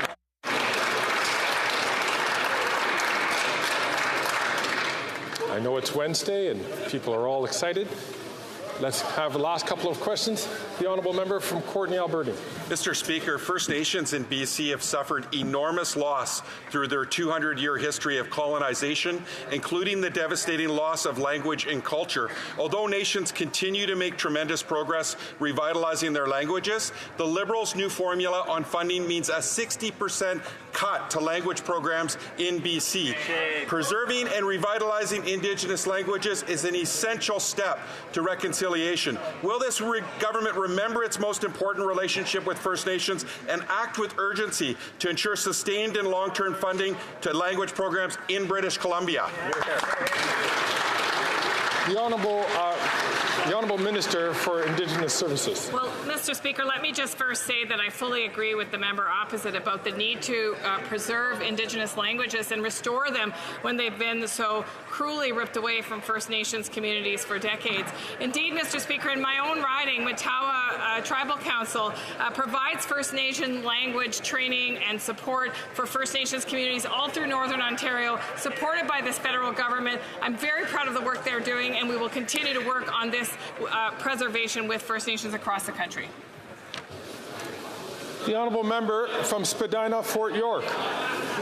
The government's defense policy, Our North Strong and Free, is the latest in Liberal smoke and mirrors. It rightfully abbreviates into NSF, which Canadians know means non-sufficient funds. Spread out 20 years, it has insufficient funds, and by insufficient, I mean $0 this year. There's nothing for tactical helicopters, maritime sensors, and military housing.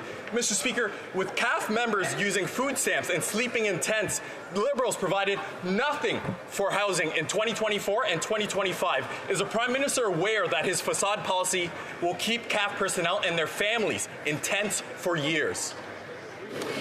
The Honourable Minister for National Defence. Thank you very much, Mr. Speaker. And perhaps I should send a copy of our new policy update for defence to the member opposite, because it's quite clear he hasn't read it. But what I can tell this House, Mr. Speaker, is this is a historic investment in new capabilities, in maintaining the equipment, in ensuring that we can not only support the members of the Canadian Armed Forces, but also grow our numbers. There is money for housing. There is money for other supports. And, Mr. Speaker, there is a new focus for the Canadian Armed Forces in the defence of Canada that will make us strong at home to help us be strong around the world. Et voici la fin de la période. That ends question period. I understand.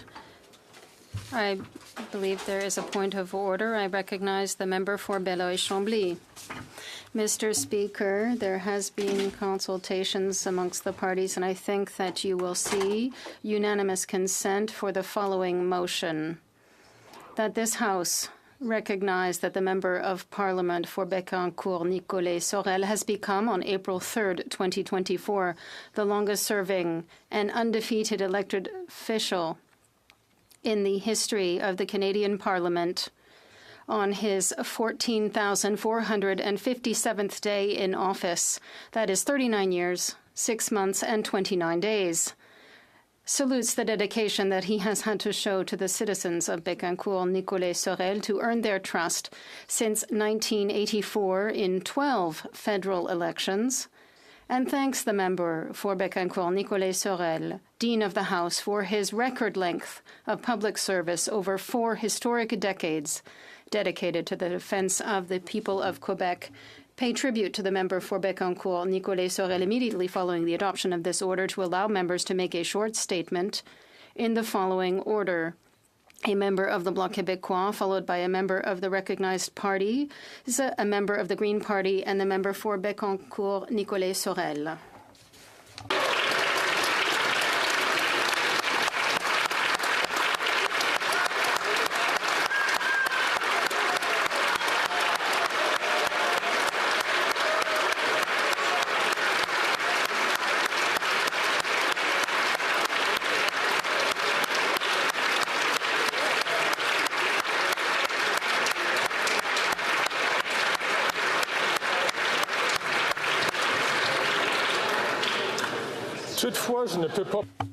However, I cannot presume that the House's decision, so I will ask the question that all those opposed to what the honourable member is proposing will say nay.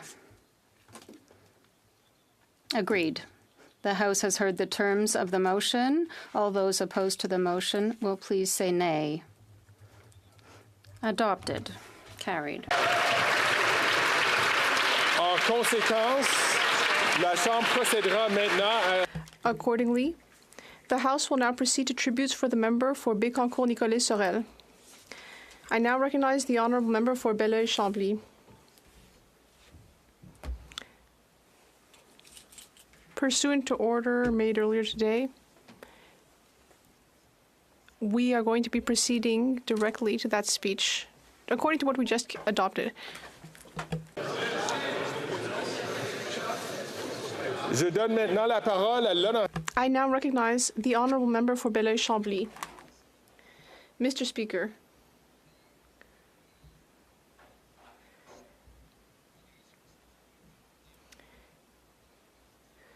we could touch on the member's age. We could. We know he has a good sense of humor. But instead, I will discuss the length of his reign as the member for his extraordinary riding. Now, we could speak of his wisdom, the great wisdom of the member for Bécancour-Nicolet-Sorel. But no, I won't. I won't speak of that.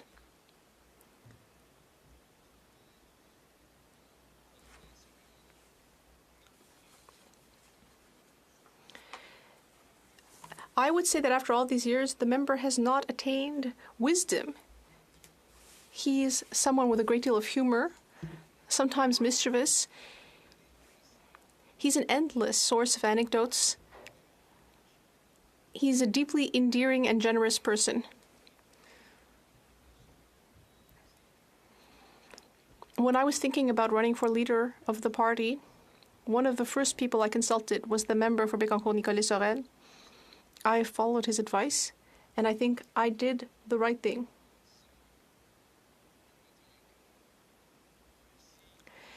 And so, I will be forgiven for my breach of decorum by saying, thank you, Louis. Louis.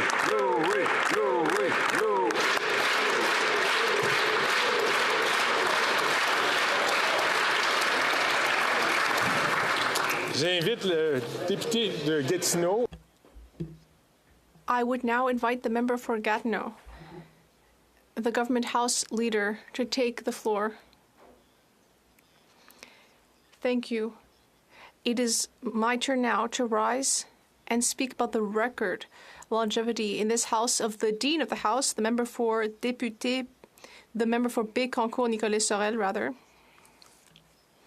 Over 4 decades, my bloc colleague has admirably promoted the interests of his constituents. On April 3rd, and I would just mention our former colleague, Herb Gray, who held the record until now, on April 3rd, he became the elected official who has sat the longest in this House without interruption or any defeat. During the entire history of the Canadian Parliament, it's an exploit that my colleague may be very proud of. His constituents clearly trust him and have since 1984.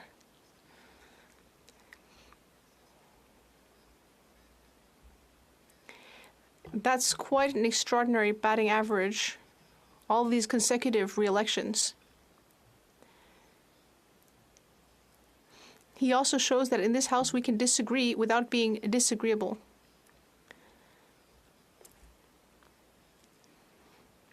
His long tenure should inspire all of us. Inspire us to adopt his excellent qualities, and also perhaps hope to aspire to such a record. I would also like to mention his appreciation for institutions, even federal institutions. We have worked together on the Centre Bloc Rehabilitation Project. It is the gem, the heart of our democracy in Canada. And I would like to thank my colleague for the great commitment that he's shown in supporting our institutions, and perhaps even the supreme federal institution. Once again, Mr. Speaker, I'd like to congratulate the Dean of the House, a very proactive and engaged member who is appreciated by his colleagues and his constituents, as this record proves. Thank you.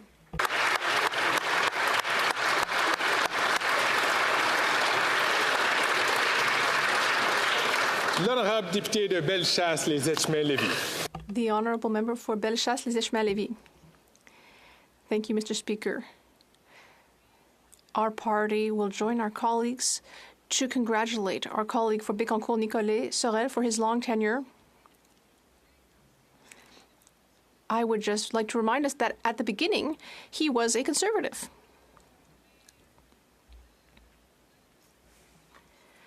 But enough teasing. I'd just like to say that it takes a great deal of time. It takes a great deal of effort to hold a position as an elected official. I am coming up on 20 years, and I know that it can be difficult and that it takes a great deal of time. So it's hard to fathom doing double of that time, 40 years. It shows a great deal of sacrifice and abnegation. And also his family has also had to sacrifice a great deal. I'd also like to thank, therefore, his family and everyone who supported him for all these years. Of course, we're all taking notes because we might all hope to have such a tenure, but it's unusual, of course.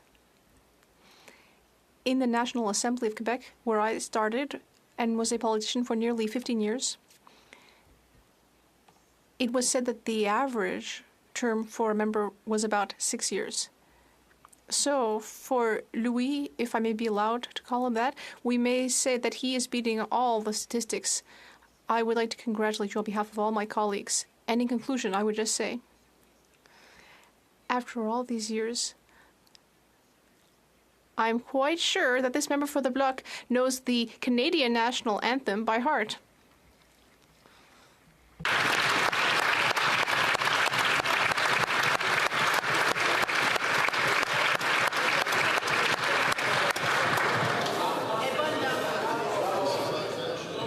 L'honorable député de Rosemont, la Petite Patrie.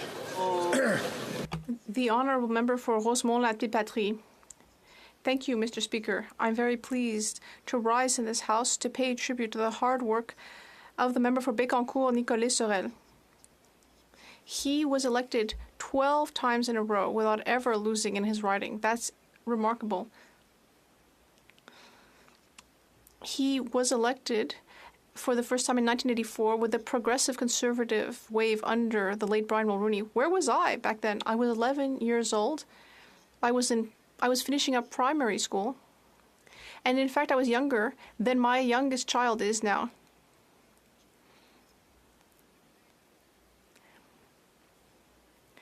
The member for Bécancour, Nicolas Sorel, is someone who has a great sense of humor and is a bit mischievous. And I would just like to say that on Wikipedia, it says that for 6 days last fall, he was acting Speaker of this House. So for 6 days, a member of the Bloc Québécois was reporting in theory to Charles III, King of England, that he conscientiously served for those 6 days.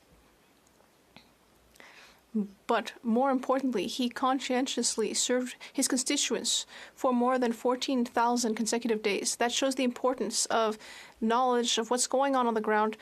It shows a knowledge and trust in local democracy. On behalf of the NDP, I'd like to congratulate my colleague.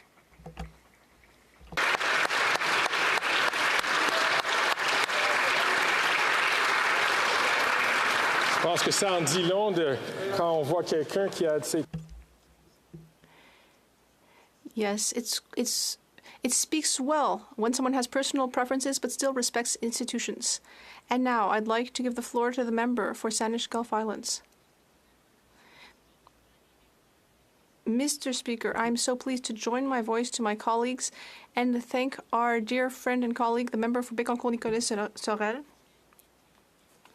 When I was elected in 2011, I was here all by myself as only member for the Green Party. But I would work with the 4 members of the Bloc Québécois at the time. We worked closely in the background. I think we were almost like a tiny coalition, the Green Bloc Québécois.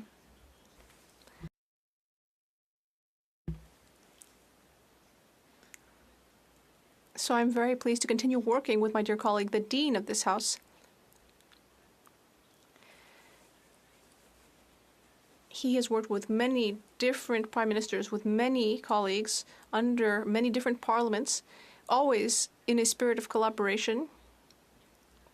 He's a friendly and caring person.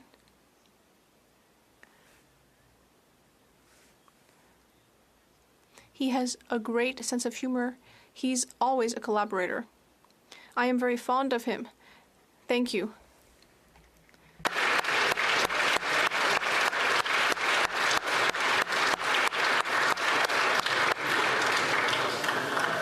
Et ça me donne un très grand privilège à reconnaître.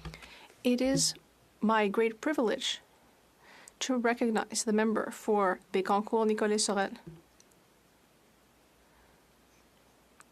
Well, I'm at a loss for words after hearing all this. I'd like to thank all 5 colleagues who spoke and who said very nice things about me.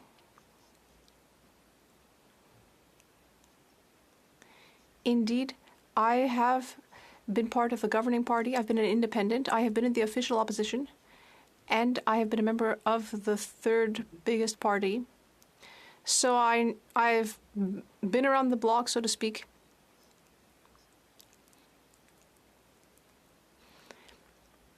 I've experienced highs and lows. I'd like to thank my constituents who have supported me and given me majorities over 4 elections. 2011 was more challenging due to the orange wave, but there were 4 of us, including me.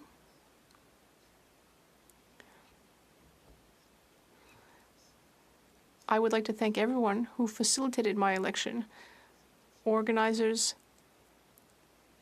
the riding association, the members who renew every single year. They're getting a bit older, too. My office staff, who have been very loyal, as well as the research and communication teams that support parties and members. Their work is of great use and help us to better serve our constituents. And they help us give our constituents the answers that they need. I'd like to thank my family. I'd like to thank my children, who were understanding about my many absences. I'd like to thank my spouse, Manon.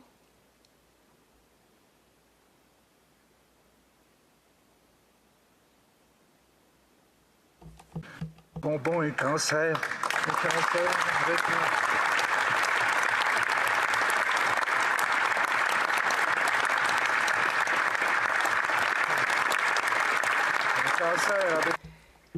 She is bravely fighting cancer and has been for 2 years. Bonbon et cancer avec She has been bravely fighting cancer for 2 years, and despite all of the treatments, she's continuing to encourage me to do my work here and to help my constituents. She has shown a great deal of support to me.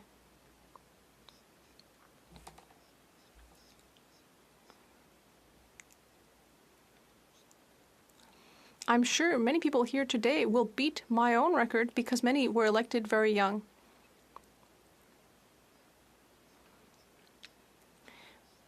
But I would like to tell them right now that I hope to add 2 or 3 terms to my record. That is my intention.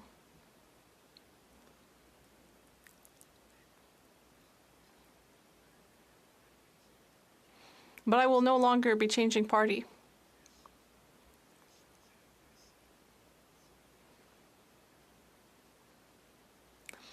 Yes, I have heard O Canada sung a number of times. As Gilles Vigneault said, I always enjoy hearing foreign anthems. In fact, what I like about O Canada was that it was first sung at a Quebec sovereignist assembly. We sang O Canada because we didn't want to sing God Save the Queen. Then later, Canada decided to take it over as a national anthem. It's just a little bit of history. But I'm wrapping up. Once again, I'd like to thank everyone. I don't think I deserved everything nice that was said about me, but I'm looking forward to continuing my work. Thank you.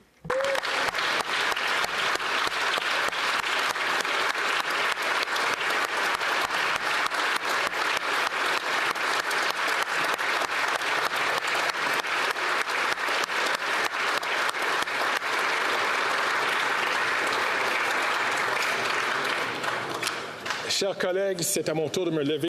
Dear colleagues, it's my turn to rise to pay tribute to our very dear colleague, my predecessor as Speaker, the member for Bécancour-Nicolet-Sorel. We have known each other for a very long time. In 1988, when I arrived in this House of Commons as a page, the member for Bécancour-Nicolet-Sorel already had 4 years of experience here. I had the pleasure of bringing him water and delivering paper messages. He has always been a gentleman. He is setting a new record for years served, but I would also say that he's setting new records for kindness, wisdom, and of course his sense of humor. Among MPs, he is well known for giving wise advice. For example, if someone tells you that they are deciding to run for a leadership position, the member would whisper back, "I will support you, but don't tell anyone."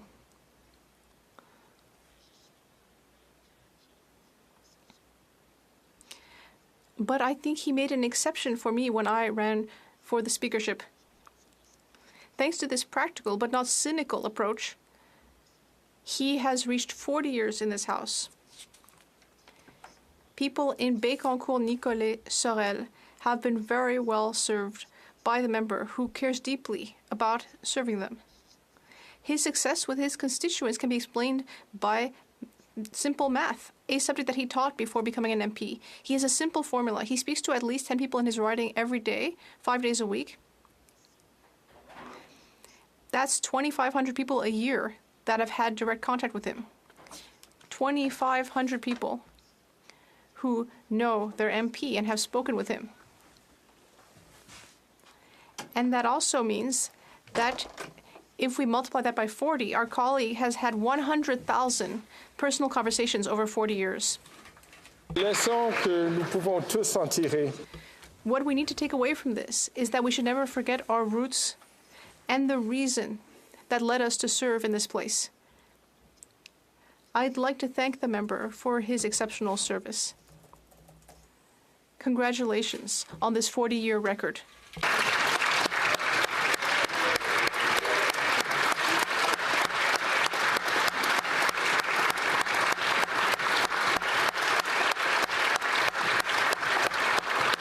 Je vois un appel au règlement. I see a member rising on a point of order. The honourable member. Oh mon Dieu. Lanark Frontenac Addington. Kingston. C'est un appel au règlement à propos de... Thank you.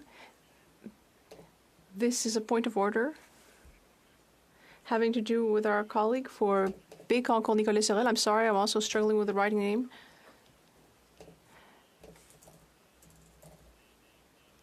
He has served our country and his constituents for 40 years. Coincidence that the man whose record he is breaking is a man named John Graham Haggart, who was a Conservative Member of Parliament elected in Canada's second election in 1871 and who served until his death in 1913 under every Prime Minister from Sir John A. Macdonald to Sir Robert Borden. And by a coincidence, that member, John Graham Haggart, served in the ancestor of my own riding, and by an even more extraordinary coincidence, he lived in the same house that I now live in. So I feel that I'm better qualified than anybody else to channel his ghost, and so let me just say, on behalf of the man who he is bettering today, John Graham Haggart, to our colleague, well done, félicitations, may you serve much longer indeed, and do so as nobly as you've done in the past. Thank you.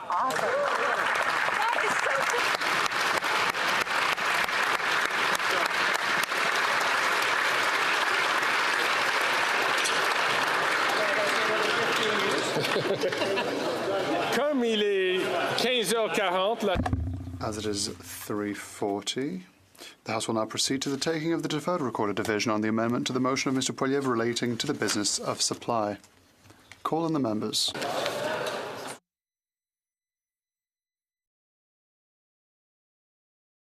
Anyone that's new to the channel, please like and subscribe.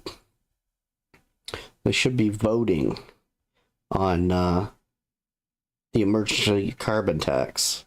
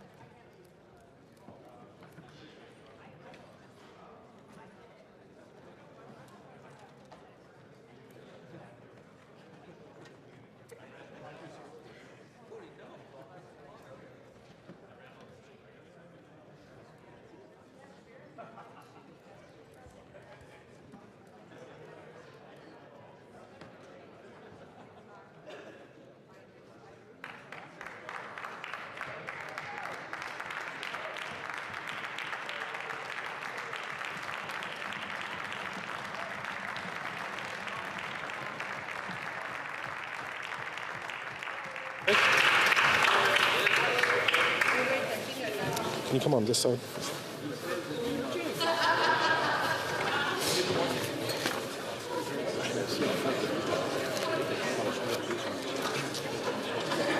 The question is as follows.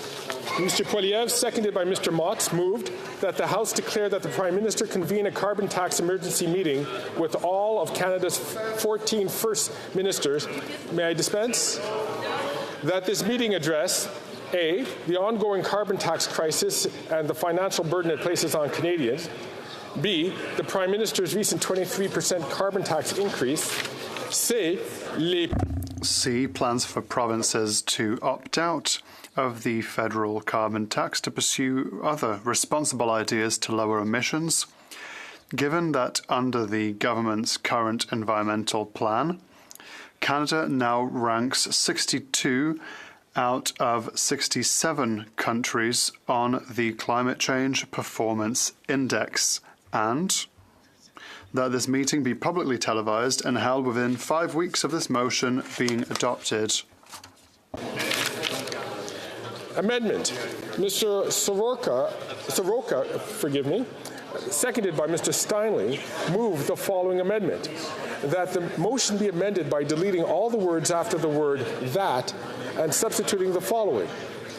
The House note, A, that the federal carbon tax is causing a debate in the country, and B, that while Quebec, British Columbia, and the Northwest Territories already have their own systems in place, the federal government mandates carbon tax policy.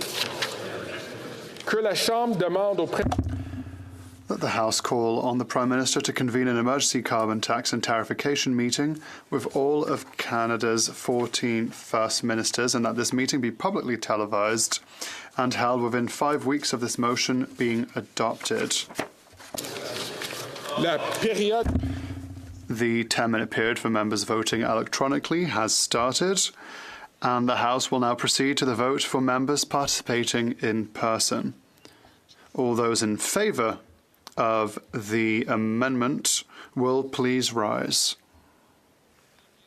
Mr. Scheer. Mr. Scheer. Mr. Bazan. Mr. Bazan. Mr. Kimmich. Mr. Kimmich. Mr. Perkins. Mr. Perkins. Mrs. Thomas. Mrs. Thomas. Mr. Deltel. Mr. Deltel. Mrs. Stubbs. Mrs. Stubbs. Mr. Pulius. Mr. Pulius. Ms. Landsman. Ms. Landsman. Ms. Lewis Haldeman Norfolk. Ms. Lewis Haldeman Norfolk. Mr. Barrett. Mr. Barrett. Mrs. Gray. Mrs. Gray. Mr. Moore. Mr. Moore. Mr. Ellis. Mr. Ellis. Mr. Kelly. Mr. Kelly. Mr. Baldinelli. Mr. Baldinelli. Mr. Cooper. Mr. Cooper. Mr. Brock. Mr. Brock. Mr. Berthold. Mr. Berthold. Mr. Workington. Workington. Mr. Workington. Ms. Finley. Ms. Finley. Mr. Chong. Mr. Chong. Mr. Abultayev. Mr. Abultayev. Mrs. Kuzi. Mrs. Kuzi. Mr. Seaback. Mr. Seaback. Ms. Ferreri. Ms. Ferreri. Mrs. Block. Mrs. Block. Mr. Strahl. Mr. Strahl.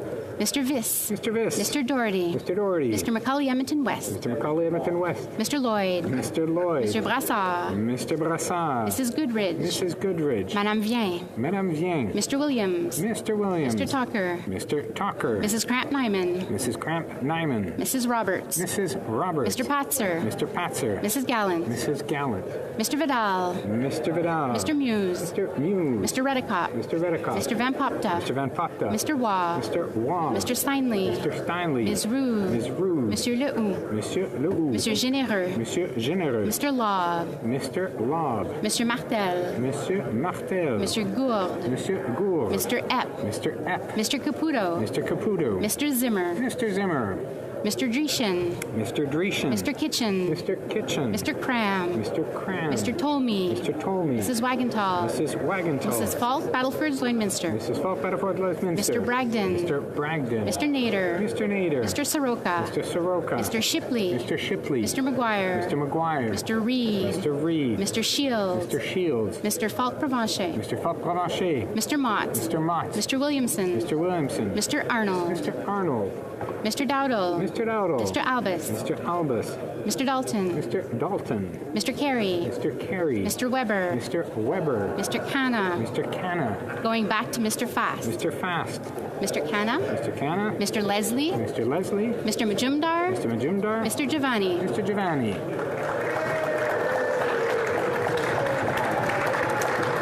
Mr. Vong. Mr. Vong. Monsieur Blanchet.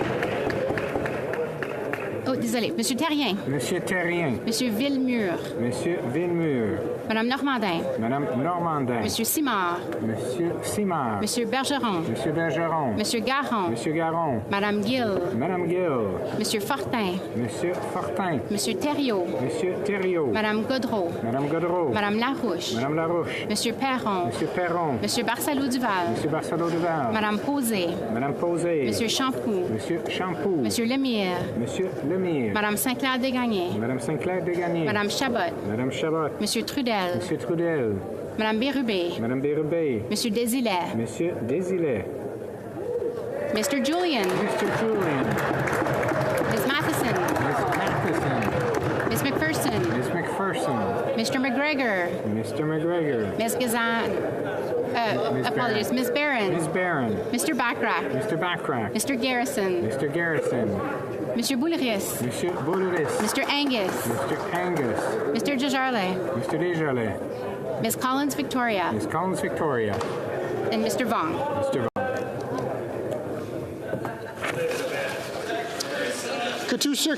All those opposed to the amendment will please rise. Mr. McKinnon-Gatineau. Mr. McKinnon-Gatineau. Ms. Hutchings. Miss Hutchings. Ms. Tassie. Miss Tassie. Ms. Chager. Miss Chager. Ms. Murray. Miss Murray. Mr. McKay. Mr. McKay. Mr. Scarpalegia. Mr. Scarpalegia. Ms. Sahota. Miss Sahota. Ms. Ian. Ms. Ian. Madame Le Boutillier. Madame Le Boutillier. Madame Petitpas-Taylor. Madame Petitpas-Taylor. Ms. Jacek. Miss Jazik. Monsieur Arsenault. Monsieur Arsenault. Madame Lalonde. Madame Lalonde. Ms. O'Connell. Miss O'Connell. Mr. Oliphant. Mr. Oliphant. Mr. Gerritsen. Mr. Gerritsen. Mr. Lamoureux. Mr. Lamoureux. Mr. Baptiste. Mr. Baptiste. Monsieur Lauzon. Monsieur Lauzon. Mr. May Cambridge. Mr. May Cambridge. Ms. Dillon. Miss Dillon. Mr. Assassi. Mr. Assassi. Monsieur El Khoury. Monsieur El Khoury. Mr. Fillmore. Mr. Fillmore. Mr. Hardy. Mr. Hardy. Mr. Johari. Mr. Johari. Mr. Sidhu Brampton-East. Mr. Cedar Brampton East. Mr. Badaway. Mr. Badaway. Mrs. Atwin. Mrs. Atwin. Ms. Vandenbell. Ms. Vandenbell. Madame Koutrakis. Madame Koutrakis. Mr. Fisher. Mr. Fisher. Mr. Fisher. Mr. Lightbound. Mr. Lightbound. Mr. Long. Mr. Long. Mr. Longfield. Mr. Longfield. Mr. Robillard. Monsieur Robillard. Madame Shanahan. Madame Shanahan. Ms. Cedar Brampton South. Ms. Cedar Brampton South. Ms. Hefner. Ms. Hefner. Mr. Turnbull. Mr. Turnbull. Mr. Sorbera. Mr. Sorbera. Mr. Rogers. Mr. Rogers. Ms. Yip. Ms. Yip. Mr. Alday. Mr. Alday. Mr. Baker. Mr. Baker. Ms. Latanzio. Ms. Latanzio. Mr. Lewis Kitchener-Conestoga. Mr. Lewis Kitchener-Conestoga. Madame Mendez. Madame Mendez. Mr. Baines. Mr. Baines. Ms. Bradford. Ms. Bradford. Madame Châtel. Madame Châtel. Madame Diab. Madame Diab. Madame Lapointe. Madame Lapointe. Mr. Meow. Mr. Meow. Ms. Taylor-Roy. Ms. Taylor-Roy. Ms. Thompson. Ms. Thompson. Ms. Gainey. Ms. Gainey.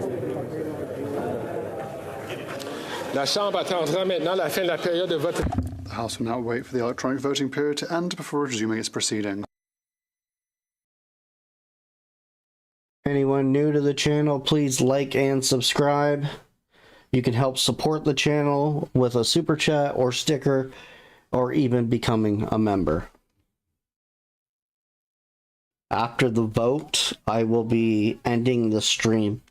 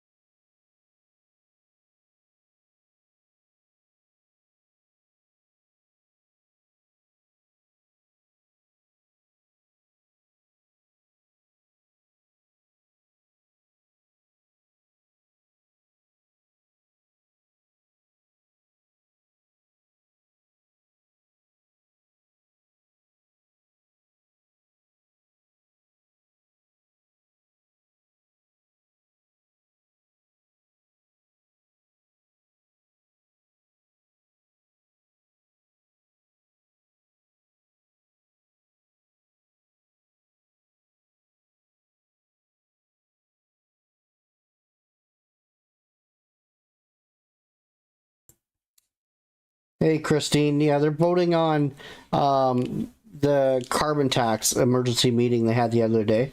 So to force Trudeau to meet with the first ministers, so the premiers, to discuss the carbon tax on national television. So it's already passed.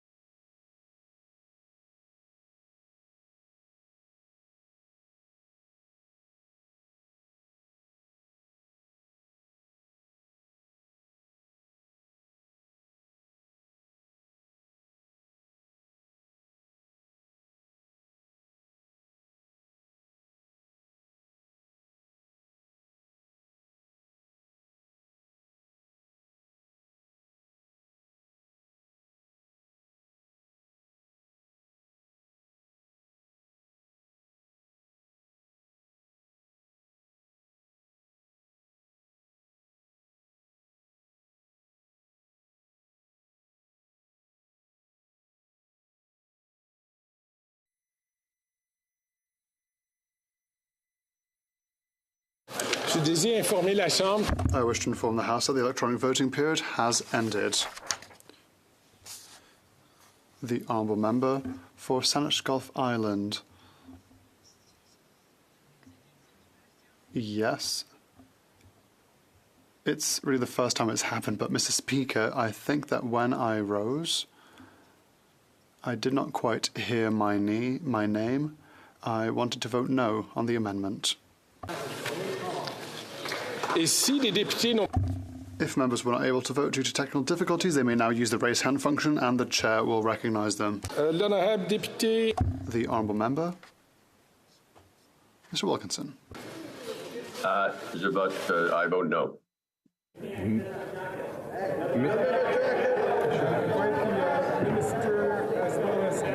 All members who are online to please put on a jacket. For those who don't have a jacket on.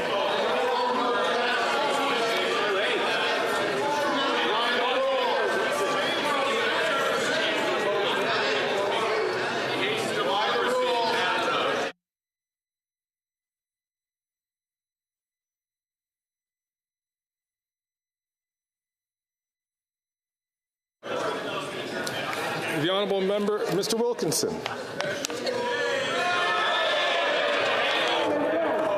Mr. Wilkinson, me too. Mr. McLean. For the motion.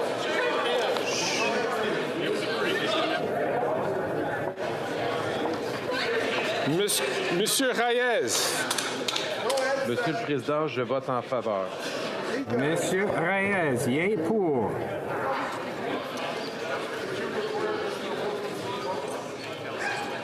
Madame Zerillo.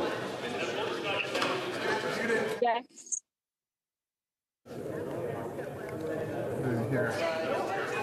No headset. Mr. Cannings. I vote in favor. Also doesn't have a jacket. As I had mentioned to the other members, if you could please put on a jacket and a tie to be able to vote.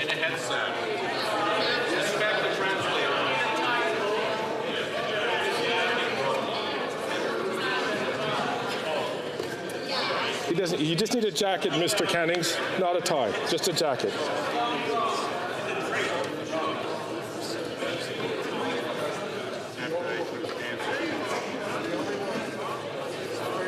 Mr. Cannings.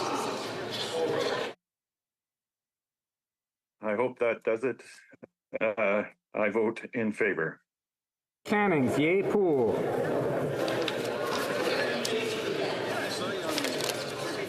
Le bureau va maintenant The table will now compile the results of the vote. Il y a deux autres députés. Two other MPs are rising. The member for Sherbrooke. Thank you, Mr. Speaker. I was not able to vote on the application, and so I'd like to register as voting against. Nay contre. L'honorable député de Milton. I also tried to vote on the app and it didn't work, and I'd like to vote against. Mr. Vancouverden, nay contre. Mr. Vierson. There's Mr. Vierson online as well. Mr. Vierson. I'd like to vote yay. Mr. Vierson, yé pour. Le bureau va maintenant compiler les résultats. The table will now compile the results of the vote.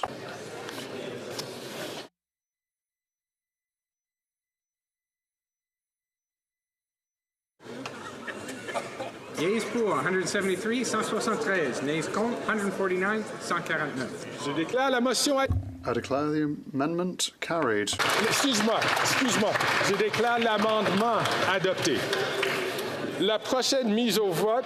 The next question is on the main motion as amended. The question is as follows. Mr. Polyev, seconded by Mr. Motz, moved that the House note A, that the federal carbon tax is causing a debate in the country, and B, that while Quebec, British Columbia and the Northwest Territories already have their own systems in place, the federal government mandates carbon tax policy.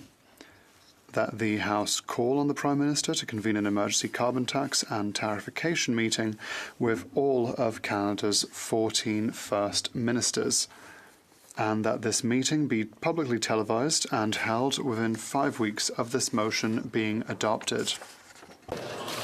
C, if a member participating in person wishes that the motion as amended be carried or carried on division, or if a member of a recognized party participating in person wishes to request a recorded division, I would invite them to rise and indicate it to the chair. The honourable member from Regina Capel.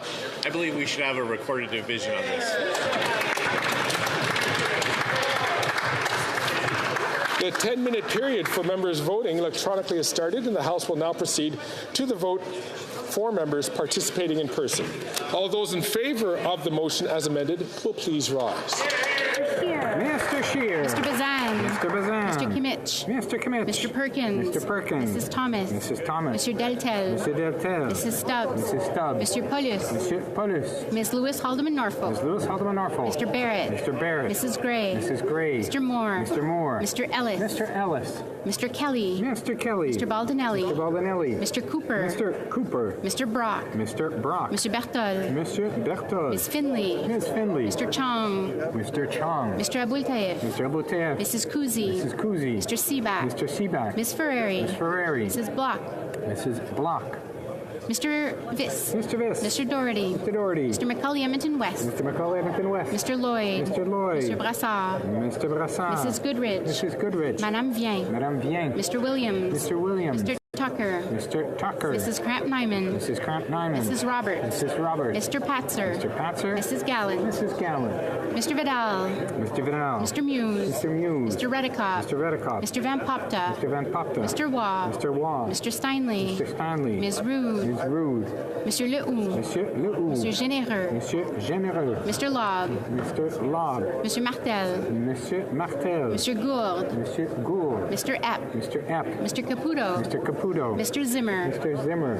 Mr. Dreeshen. Mr. Dreeshen. Mr. Kitchen. Mr. Kitchen. Mr. Cram. Mr. Cram. Mr. Tolmie. Mr. Tolmie. Mrs. Wagenthal. Mrs. Wagenthal. Mrs. Falk, Battlefield Lloydminster. Mrs. Falk, Battlefield Lloydminster. Mr. Bragdon. Mr. Bragdon. Mr. Nader. Mr. Nader. Mr. Soroka. Mr. Soroka. Mr. Shipley. Mr. Shipley. Mr. McGuire. Mr. McGuire. Mr. Reed. Mr. Reed. Mr. Shield. Mr. Shields. Mr. Falk Provencher. Mr. Falk Provencher. Mr. Motts. Mr. Motts. Mr. Williamson. Mr. Williamson. Mr. Arnold. Mr. Arnold. Mr. Dowdle. Mr. Dowdle. Mr. Albus. Mr. Albus. Mr. Dalton. Mr. Dalton. Mr. Carey. Mr. Carey. Mr. Weber. Mr. Weber. Mr. Fast. Mr. Fast. Mr. Khanna. Mr. Khanna. Mr. Majumdar. Mr. Majumdar. Mr. Giovanni. Mr. Giovanni. Monsieur Terrien. Monsieur Terrien. Monsieur Villemur. Monsieur Villemur. Madame Normandin. Madame Normandin. Monsieur Simard. Monsieur Simard. Monsieur Bergeron. Monsieur Bergeron. Monsieur Garon. Monsieur Garon. Madame de Bellefeuille. Madame de Bellefeuille. Monsieur Thériault. Monsieur Thériault. Madame Godreau. Madame Godreau. Madame Larouche. Madame Larouche. Monsieur Perron. Monsieur Perron. Monsieur Barcelou Duval. Monsieur Barcelot Duval. Madame Posé. Madame Posé. Monsieur Champoux. Monsieur Champoux. Monsieur Lemire. Monsieur Lemire. Monsieur Trudel. Monsieur Trudel. Madame Bérubé. Madame Bérubé. Monsieur Désilet. Monsieur Désilet. Mr. Julian. Mr. Julian. Miss Matheson. Miss Matheson. Miss McPherson. Miss McPherson. Mr. McGregor. Mr. McGregor. Miss Barron. Miss Barron. Mr. Backrack. Mr. Backrack. Mr. Garrison. Mr. Garrison. Monsieur Bouleris. Monsieur Bouleris. Mr. Angus. Mr. Angus. Mr. Desjardins. Mr. Desjardins. Miss Collins Victoria. Miss Collins Victoria. So for those of you that don't understand what just happened, they were actually voting on the amendment to the main motion. So the amendment was introduced by the bloc to state that the bloc that Quebec and BC were not included, basically. But now they're voting on the main motion because the amendment passed. They're voting on the main motion. So once this vote is done, it's passed, it's final. Then it's set in stone that Justin has to meet with the premiers. So this is the main vote.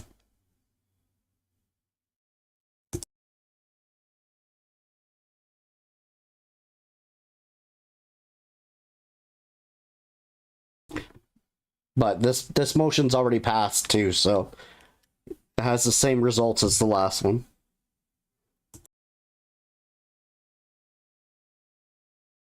Mr. Badaway. Mr. Badaway. Mrs. Atwin. Mrs. Atwin. Ms. Vandenbeld. Mrs. Vandenbeld. Mr. Sanson. Mr. Sanson. Madame Koutrakis. Madame Koutrakis. Madame Brière. Madame Brière. Mr. Fisher. Mr. Fisher. Mr. Lightbound. Mr. Lightbound. Mr. Long. Mr. Long. Mr. Longfield. Mr. Longfield. Monsieur Robillard. Monsieur Robillard. Madame Shanahan. Madame Shanahan. Miss Cedar Brampton South. Miss Cedar Brampton South. Miss Hefner. Miss Hefner. Mr. Turnbull. Mr. Turnbull. Mr. Sorbera. Mr. Sorbera. Mr. Rogers. Mr. Rogers. Miss Yip. Miss Yip. Mr. Alday. Mr. Alday. Mr. Baker. Mr. Baker. Miss Latanzio. Miss Latanzio. Mr. Louis Kitchener-Conestoga. Mr. Louis Kitchener-Conestoga. Madame Mendez. Madame Mendez. Mr. Baines. Mr. Baines. Ms. Bradford. Miss Bradford. Madame Châtel. Madame Châtel. Madame Diab. Madame Diab. Madame Lapointe. Madame Lapointe. Mr. Meow. Mr. Meow. Miss Taylor Roy. Miss Taylor Roy. Miss Valdez. Miss Thompson. Miss Thompson. Miss May Saanich Gulf Islands. Miss May Saanich Gulf Islands. The House will now wait for the electronic voting period to end before resuming its proceedings.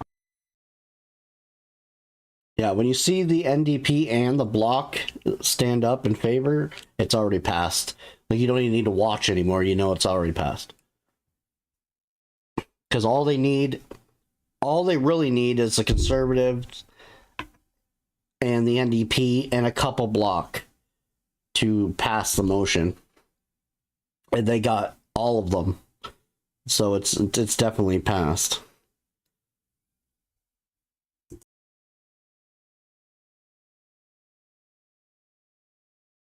Well, the meeting is supposed to convene like 5 weeks from that day that it passes or something like that. So it'll be about a month.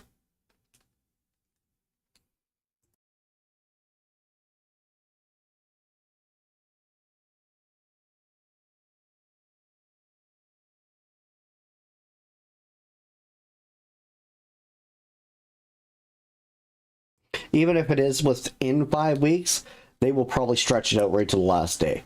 So you can bet that it's going to be about a month before it happens. Because the Liberals have to agree to the time within that 5 weeks.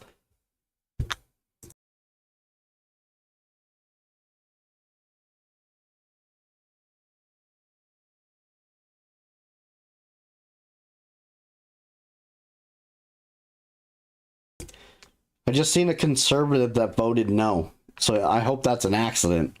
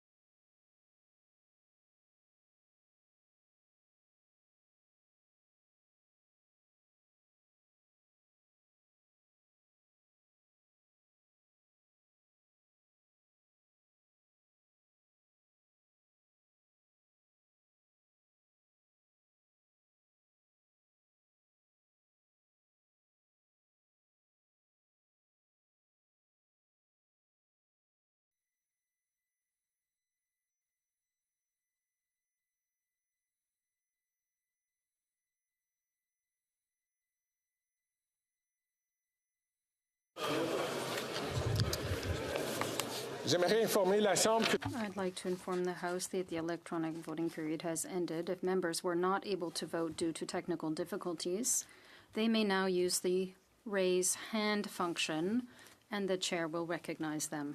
Mrs. Arillo, rather.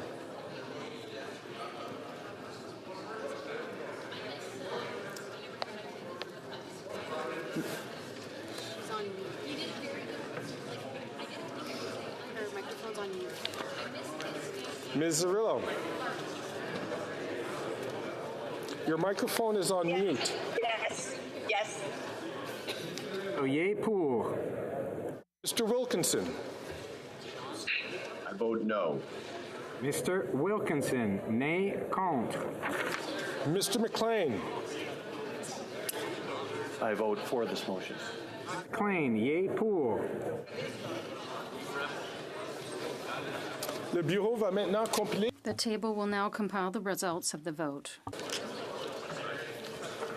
Yeas pour 172, 172. Nays contre 150, 150.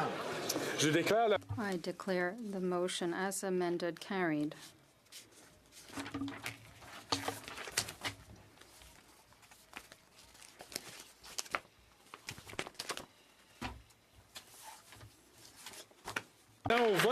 The House will now proceed to the taking of the deferred recorded division on the motion at second reading stage of Bill C-347 under private members' business. The question is as follows. Mr. Arsenault, seconded by Mr. Lightbound, moved that Bill C-347, an act to amend the Constitution Act 1867, Oath of Office, be now read a second time and referred to the Standing Committee on Procedure and House Affairs. The 10-minute period for members voting electronically has started, and the House will now proceed to the vote. We will start with the sponsor of the item. Mr. Arsenault. We will now proceed to members participating in person. All those at my right in favor of the motion will please rise. Madame Mendez. Madame Mendez. Mr. Weiler. Mr. Weiler. Mr. Chahal. Mr. Chahal. Madame Diab. Madame Diab.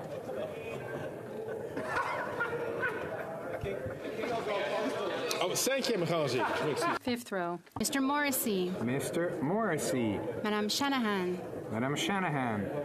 Mr. Baker. Mr. Baker. Mr. Pawlowski. Mr. Pawlowski. Fourth row at my right. Smith. Mr. Erskine Smith. Mrs. Atwin. Mrs. Atwin. Monsieur Sanson. Monsieur Sanson. Monsieur Serré. Monsieur Serré. Mr. Lightbound. Monsieur Lightbound. Mr. Long. Mr. Long. Ms. May Sanichko Filans. Ms. May Sanichko Filans. Third row at my right. Mrs. Romanado. Mrs. Romanado.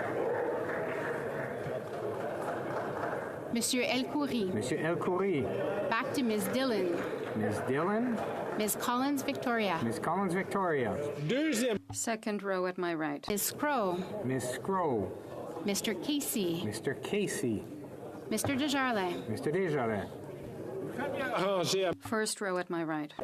Monsieur Boulris. Monsieur Boulris. Mr. Angus. Mr. Angus.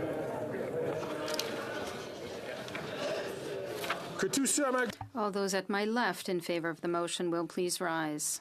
Sixth row at my left. D'Entremont. Monsieur D'Entremont. Mr. Vierson. Mr. Vierson. Mr. Fast. Mr. Fast. Madame Bérubé. Madame Bérubé.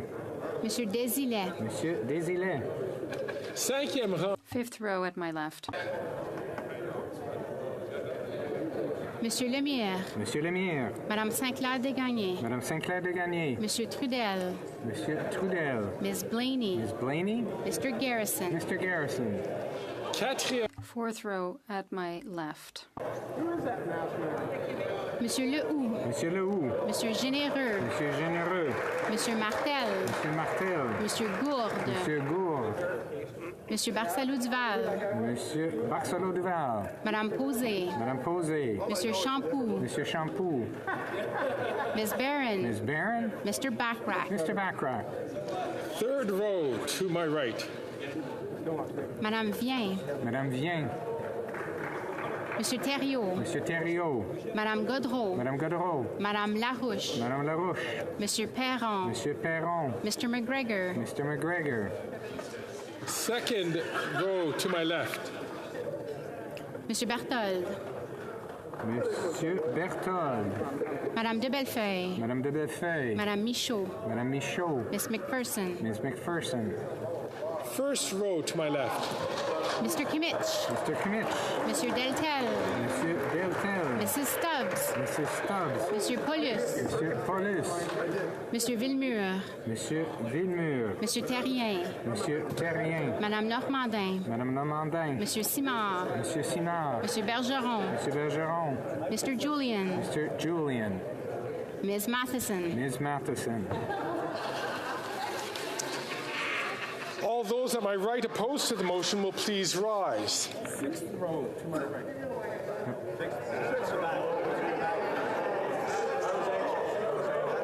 Mr. Baines. Mr. Baines. Ms. Bradford. Ms. Bradford. Madame Lapointe. Madame Lapointe. Ms. Thompson. Ms. Thompson. Fifth row to my right. Mr. Longfield. Mr. Longfield. Monsieur Robillard. Monsieur Robillard. Miss Cedar Brampton South. Miss Cedar Brampton South. Miss Hepner. Miss Hefner. Mr. Turnbull. Mr. Turnbull. Mr. Sorbera. Mr. Sorbera. Mr. Rogers. Mr. Rogers. Ms. Yip. Ms. Yip. Mr. Alday. Mr. Alday. Mr. Lewis Kitchener-Conestoga. Mr. Lewis Kitchener-Conestoga. Fourth row to my right. Mr. Fillmore. Mr. Fillmore. Mr. Hardy. Mr. Hardy. Mr. Johari. Mr. Johari. Mr. Cedar Brampton East. Mr. Cedar Brampton East. Ms. Vandenbeld. Ms.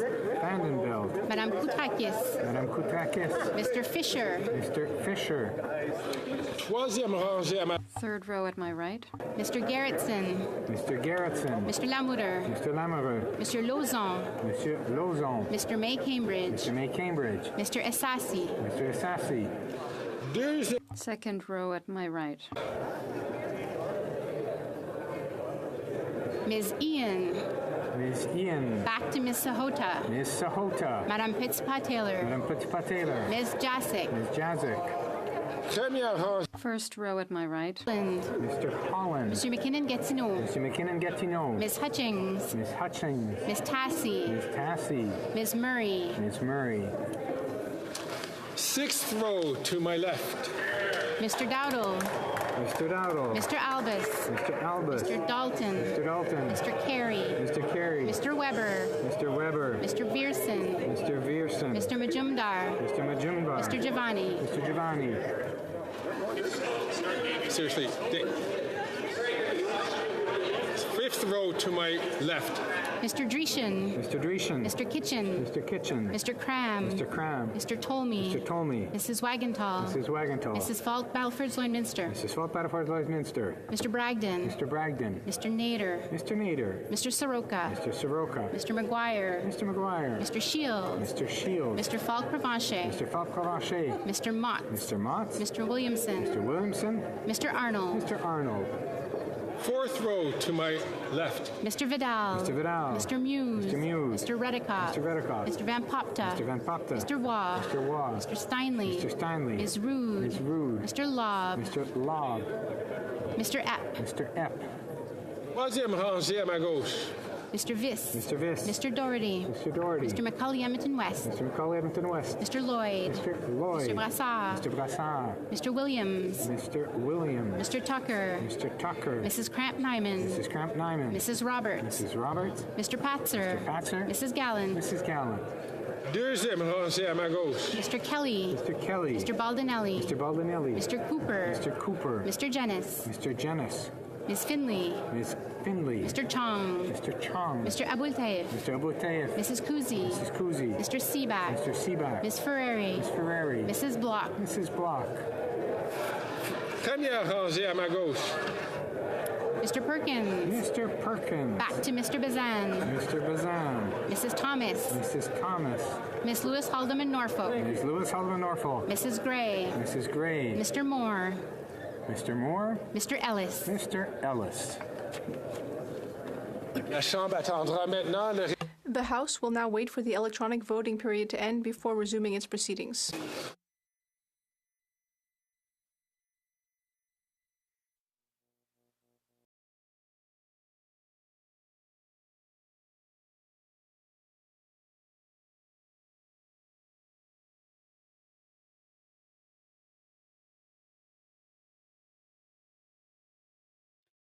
I'm not sure what they're voting on with this one. I know that obviously it's an amendment to the 1867 Oath of Office Constituency Act, but I don't know what the main motion was because I didn't view the last time it was presented. So if anyone's wondering, you'll have to go in and look at the bill. Anyone new to the channel, please like and subscribe.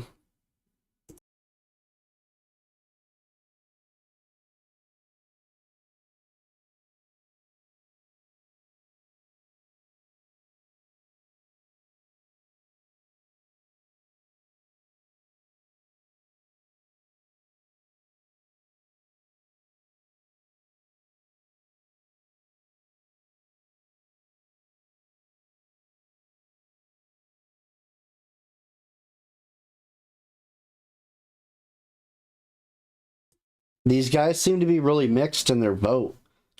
Like, in every party has some members that are voting nay and some that are voting yay.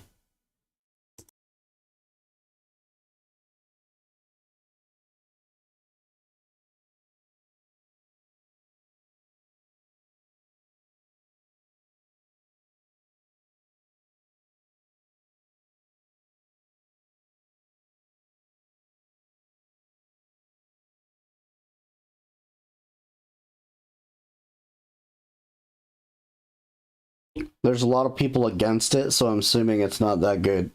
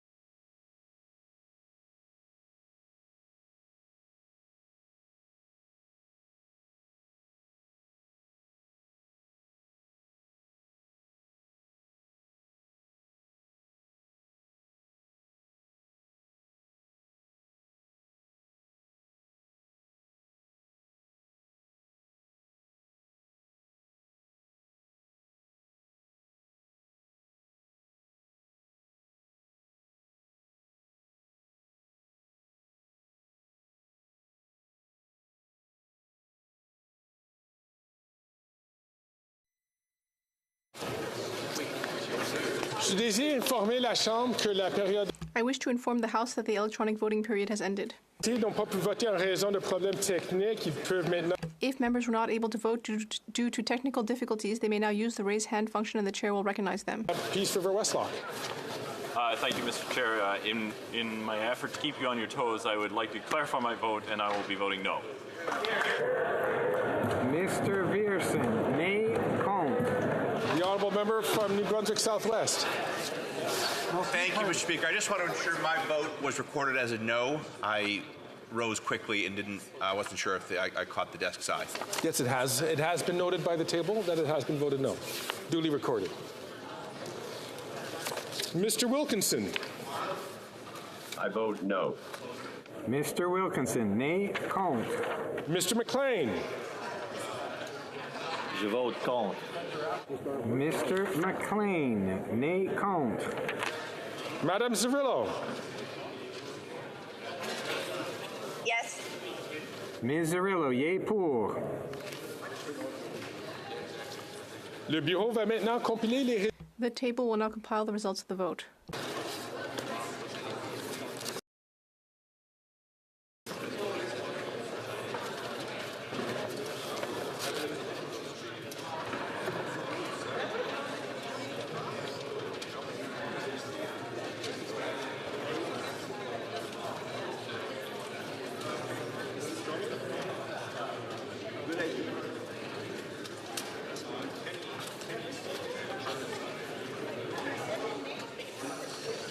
Yeas pour 113, 113. Nays contre, 197, 197.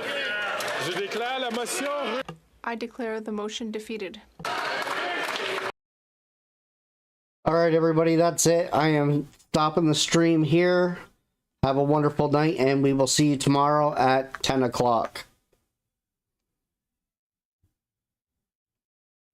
Sir.